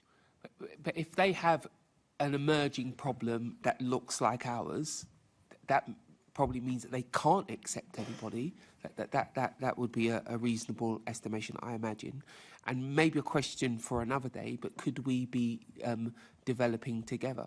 Should we have, I think it was Ian who said something about sub-regional looks at providing housing, but from a development point of view, you probably shouldn't answer now because I can see the chair glaring at me. But if you're having conversations with leaders outside about solving your housing lists now, the obvious conversation is permanently solving that, which would mean developing together. That was what And I think there are some things like that. You know, new towns is going to be so important to that. You know, that's really one of the main things. But I think that there are conversations going on, but I don't really think it's about London sending people to Brighton and buying up their homes. I think it's more about the national housing strategy that we're going to need to fix these problems. Well, I'm on the select committee for new towns. It is a brilliant idea. I think if we can get it done. The only problem is for you, it won't happen quick enough. Yeah, that's where we need to do the short and the long-term things. Yeah. We're coming into the last few minutes. I've got a quick question, and then Assemblymember Lord Bailey with your quick question from 9, and then over to I'll ask a quick one now, just because earlier, Grace, you touched on kind of the consultation that you do as councils around any changes to allocations policies, and we did have some questions around that. We're running out of time, but I just wondered if anyone has anything else they wanted to mention on when you've developed a allocations policy with communities and how. I think I answered that before in terms of 1,300 responses we got from individuals. Oh yeah, of course. Yeah. Organisations was consulted, tenants were consulted, we had drop-ins, everything's been done. Brilliant. And you mentioned that you developed one in Enfield, or? Yes, we went through a similar process. There is a statutory 3-month consultation period, so I think we had a similar level of response, to be honest. Obviously, you have to consult everybody on the existing housing needs register. You have to consult your existing tenants, but you need to get out there into the wider community as well, because it's about the people who have yet to apply as much as anything else. Yes, and Ian, I did actually remember that you earlier talked about things that people wouldn't. You did actually make those changes as well, that things wouldn't, which was good to hear. Yeah, okay, over to Assemblymember Lord Bailey. Would it be helpful to have a standardised London-wide data set? Would that be helpful? Let me... excuse me? Around waiting times. It doesn't say that on mine. Around waiting times. Would that be helpful? I'll start with the councillor. I mean, I think I'd start from the point of saying there's really good sharing of practice. We have a great network of housing directors who do that. I'm not quite sure what the purpose would be of sharing waiting times other than the learning and development, which I think is already going on. There is some data on homelessness that is a data set across London, which we use. It's the HCLIC data. There's also, information from the information we supply on financial data, which is number of people on the housing register, which is we send to Ministry of Housing, and the number of lettings, etc. I think if you're saying if we shared the waiting time, that would be different because of the property types that we would have. So if you're in a local authority area with lots of 4 and 5 bedroomed houses, the waiting time could be a lot less than in an area where Islington, where there's less than that, but there's a massive community that needs 4 and 5 bedroomed houses. And it depends on who bids for accommodation, because you may have a supply of 4 bedroomed houses, but they don't want to live in that area of Islington. They may want to live in a different area of Islington, and you're not going to be able to do that. Each council needs to say, this is your average time, or this is what percent we're going to rehouse. So our local communities are aware. A data set across London isn't going to compare favourably Lambeth with Islington, because we know that our wait time for homeless accommodation in TA is a lot less than Lambeth's because of the way we work. So we need to be looking at the differentials as well. So you're essentially saying you're not the way in which you work, the situations you're dealing with are not comparable. So the data would be apples and oranges, basically. Yeah, I've worked in the last 14 years, 2 local authorities, 3 miles apart, Southwark and Islington, and the needs are completely different in those areas. Likewise, house values are, likewise the makeup of each community in terms of ethnicity, and I think we just need to be realistic about each council's different. Okay. I think the other thing to add to that is that in addition to submissions to MHCLG around homelessness, there's also the core return that goes through to the regulator for social housing, and that is every single let that every registered provider, including local authorities, makes. So it wouldn't be that difficult to actually add on wait times within that, and it might be of interest. But what I wouldn't want to do is to have yet another mechanism or submissions data set that needed to be submitted by local authorities, because we are drowning in the amount of requests that we get currently. So from a strategic point of view, I agree it is something that would be interesting to look at. But please, if we're going to do that, please can we use one of the existing routes rather than having a new requirement? Maybe the question is, which data sets could you do without having to collect? Maybe that's a more appropriate question. Yeah, but I don't answer that, but I just say maybe that's a thing. Councillor. I mean, I think we're back to that theme of, the capacity that local authorities have got with the regulatory burdens and the work that's being done on addressing the housing challenge as well. But I just wanted to say something quite hopeful, which is the Homeless Accelerator programme is about working out together what data is the most needed across London in the sort of themes of homelessness, temporary accommodation, rough sleeping. So it may not be something like waiting times, but it really will be focused on outcomes of reducing and ending homelessness. So I think it's really good to have that kind of approach, which says, what's our shared purpose? What outcomes are we trying to get to? And that would be something that would be good for the committee to look at, the evidence approach that the programme takes. I think that's a good way of approaching data, not just collecting it all and then figuring out what you can do with what you have, figuring out what you need to know and then go and collecting that data. I think that's a very good shout. Thank you. When I was first a local authority commissioner, that's what I did with all my contracts. I was like, why are we collecting all this data? Over to Assembly Member Mahfouz. Thank you. So we've touched on this a little bit throughout today's session. But if you look at a borough like Ealing and Hillingdon, where I represent, all the properties get put onto a single system locata, which covers a sort of sub-region of London. And so it's quite clear in terms of what properties being advertised elsewhere. You might not necessarily be able to bid for them because they're outside of your borough. With a housing association, that's sort of limited in terms of where those properties are on offer, etc. But it provides an element of consistency. What's holding us back from having a system like that across the whole of London, and what more could we do to introduce greater consistency? You've got multiple IT providers. I think that the benefit of you've got your West London all tied into Locata, which I know is a good system. In North London alone, you've got Home Connections, you've got Abatras, you've got Locata, and it's kind of like trying to get the system just to work in your borough is damn difficult because you're working with IT providers who may not have the staff that are covering the whole country. So to have a London-wide one, what benefit would it bring to residents to say there's 100 properties that's been built in Ealing, but there's none in Islington that's been built, and you've still got no chance of being rehoused in Ealing? It's about why would you want to do that? Would residents benefit from it? And, if you want statistical data, as Lord Bailey said, find out what statistical data you want and then arrive at a system. But what benefits would it allow if there's no London-wide allocation scheme? So when it was introduced, there were some cross-borough properties that would become available, limited number obviously, but that meant that the people in the highest banding, the highest priority, if they should wish to consider being moved to another borough, they had the opportunity to do so.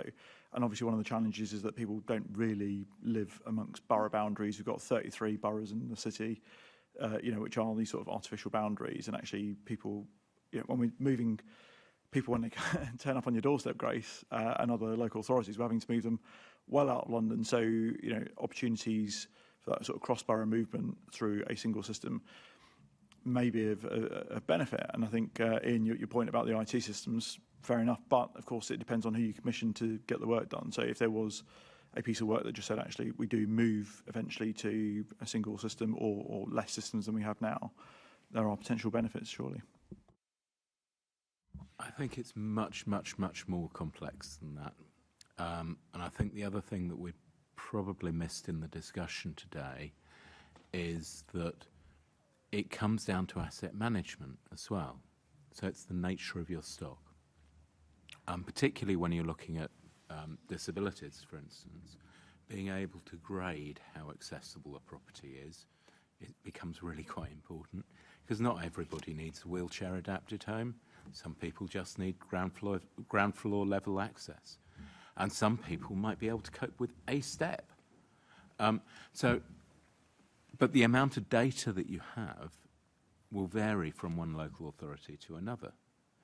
Different local authorities will have different data sets formatted in different ways. And that's just on the building side. When you start to look at Richard, the needs I'm going to side- pause you just for a second, because we're talking about absolutely, hands up. Yeah. I don't think any borough or county or anywhere in the country, district will have a full understanding of the condition of all of their properties, right? Yeah. They're obviously trying to get on top of that in terms of from a health and safety perspective and everything else. But what you're talking about is about when properties do become available for let, clearly you will have somebody going into that property to assess it on all of those key questions, and that will be a new data set that will need to go onto that system, whatever system it is. But in terms of assessing that need, each local authority will have a slightly different approach depending on what the needs of their local community is. So it's not the needs. So can I throw it back to discussed. you, Richard? Is that right? Sorry? Is that right, that every borough should have a different approach to this? Surely a disability of somebody in Ealing is the same as the same disability whether they're living in Ealing, Waltham Forest, Havering, Redbridge, Croydon or Bromley. Why should we all be assessing it differently? Okay, so disability is probably a bad example. So it's about relative priority that different authorities will give to households. So some authorities will say, if Sorry, you but are, again, Richard, we're conflating 2 points here. So one is the priority that the local borough gives within its banding system, etc., etc. That's fine, and I appreciate that. That is the individual or the household, the composition of their needs. What we are talking about is the property itself, analysing the property and what the property can or cannot accommodate. Yeah. And that surely is something that should be equal wherever you are, because if it has a step, it's got the same challenge for somebody with a disability wherever it is in London. But it's not standard at the moment.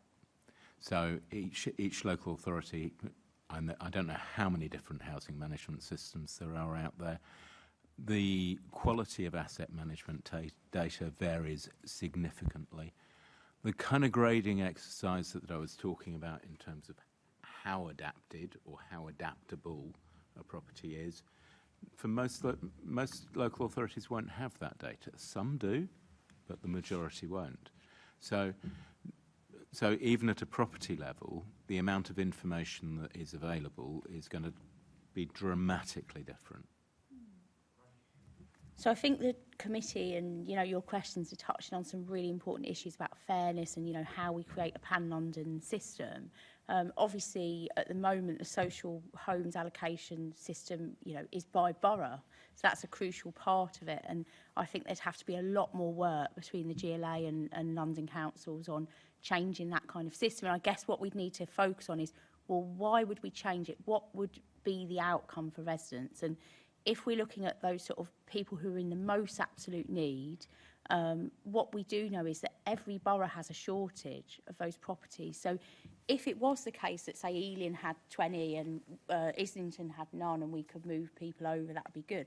but every borough will have an absolute shortage. And so what every borough will want to do is secure those most least available homes for their own residents first, because that will be built into their allocations policy. So I think it's a useful challenge, and it's something that the GLA and London councils could explore, like what would be the better outcomes for residents. But because there's such a shortage of those high priority homes, I'm not sure it would lead to a benefit for residents. So that would be the thing we'd have to explore. I don't have like the sort of ready-made answers to that. I'd want to look at the data to see whether there would be a benefit to residents who are in the highest need. No, fair enough. I think it sounds like we've uncovered from your answer, Richard, that actually there's perhaps an even more deeper seated problem in terms of how we're assessing these properties when they do become available, and making sure that there is some standardisation on that front. Because actually, if you're going into properties and we're assessing them differently in different boroughs and not identifying perhaps some key issues from those properties, That's because there are different allocations policies in every borough. So that will be the problem there. So we all work to statutory duties, obviously, but there will be differences. Yeah. You could have like 3 medical bans in one borough and 2 in another. And I think I fully support, if I'm going to be honest with you, a London-wide, housing choice-based letting scheme. But how we're going to get it to work is really complex. And then what's going to be the benefit for our residents? Because some of our residents want to live really locally and won't move to another local authority area because it's alien territory for them. And, I got criticised at Housing Scrutiny recently of moving a homeless household to what was viewed to be a reformed territory. And I went, that was the only property that was available at that time. And we just need to be mindful of what residents want. So if you're going to develop something, have a sounding group of residents saying, would this be useful? Because they may say to you, we don't want to move to Ealing because I'm quite happy in Waltham Forest. And my job's in Waltham Forest, not in Ealing. But do explore. But, I mean, that's why choice-based lettings was introduced, and we're not saying that nobody's talks about getting rid of choice-based lettings. It's legal duty in order to offer it for all except for who some can't use getting it. rid of choice-based lettings, and some councils are going to a management approach of where you'll have some for choice-based lettings, somebody from direct lets, etc. So because of the crisis that we're in, so you by all means explore it and try to get a London-wide. And just one final question, because you haven't touched on it so far, is that some people are staying in the system for longer than necessary because actually they are in accommodation which they feel is actually okay, and none of the properties that are becoming available, and they might be at the top of the list, but actually the properties that are becoming available are just not adequate, and they're waiting for the right property to become available. Are councils looking to move to make those managed direct offers in those cases to try and deal with the list that they're managing? So I'll give you some true data. We've got about 500 people on our housing register that is on the downsizing list that want to move to smaller accommodation. We've got about 5,000 tenants that are actually downsizing. So it's a really small amount. So we're trying to do this right size fit approach of like, look, you're in a 3-bedroom flat on the 12th floor and you're moaning about the lift breaking. If we moved you down to this first floor and you're 16 and it's a 1-bed, wouldn't that meet your needs? So because that community engagement, we're trying to do that, if I'm honest with you, by moving people that may not already be on the housing register, but thinking about moving in that right size fit approach. But to answer your question, we've had loads of discussions. We've had people on our housing register for a long time. We're saying, what are you waiting for? I'm waiting for a property in this street. And I'm going, it'll never come up. And then a week later it comes up and they move. And it's like, that's actually happened to me. So you are right. Individual people will have an individual need. And we've got to respect that. And we want them to move from that large property into a smaller property, but it's in the neighbouring street, not on the street they're currently in, because they don't like the street, because they've not liked it for 20 years. Just to come back slightly on that. So, 5 years ago when I did the allocation scheme at Enfield, one of the key issues was the number of pre-localism households in temporary accommodation. So these are households who approached the council as homeless before November 2012, and they're in temporary accommodation because it was before the Localism Act was implemented, the only way of discharging duty was an offer of social housing. You can't discharge duty into the private rented sector. And we had about 600 at that point, 600 households. And when you talk to them, they wanted a house with a garden. And what we had to offer were flats. And every house with a garden, they would bid for. And they had a lot of points. So anything else that they bid for, they'd have been instantly successful. But they were dead set that they were going to have a house with a garden. And what we had to do in the end was to say, you're going to get a direct offer as being the only way forward. Because that element of choice was pulling the whole system down, and they were stuck in temporary accommodation, waiting for a property that was very, very unlikely to come up. So, whilst I agree that there are some groups that the element of choice is really important for, there are others who just need a bit of a push in terms of how you actually address that. It's not that there is no one easy solution to any of this stuff. It is all complex, it is all nuanced, and different groups need different approaches. I think you've all done really well to explain the nuances and the pressures on councils. I know we're running slightly over, but I just wanted to end with asking if there was anything else that you thought the Mayor could be doing to support in this. I know we've covered a lot today, but just is there any other final thoughts for us to take away around what the Mayor could be doing? Ian? Good luck. I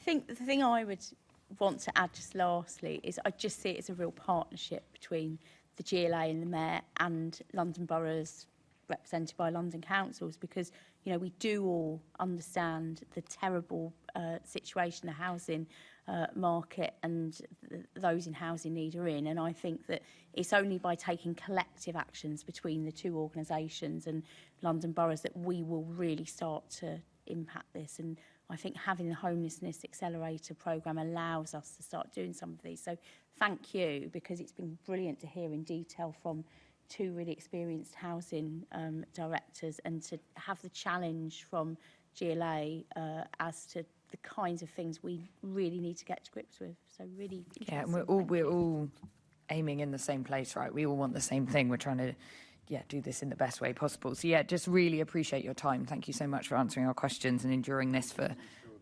Oh. About the grants. And yes, I read that. Yeah, definitely got that. Yeah.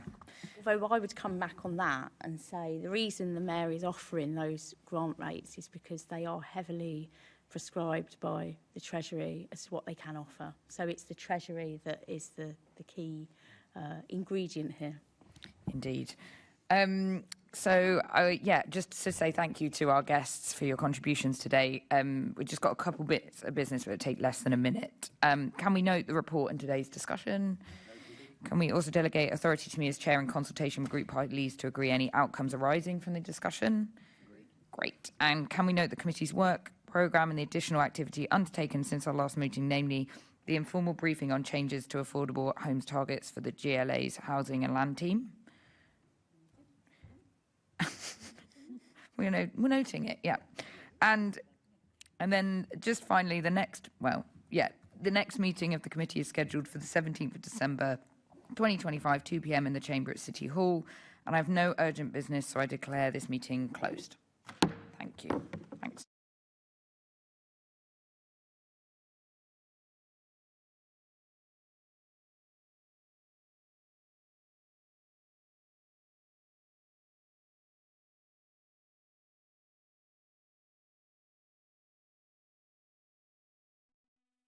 This is the broadcast from City Hall, the home of the Greater London Authority. Please stand by.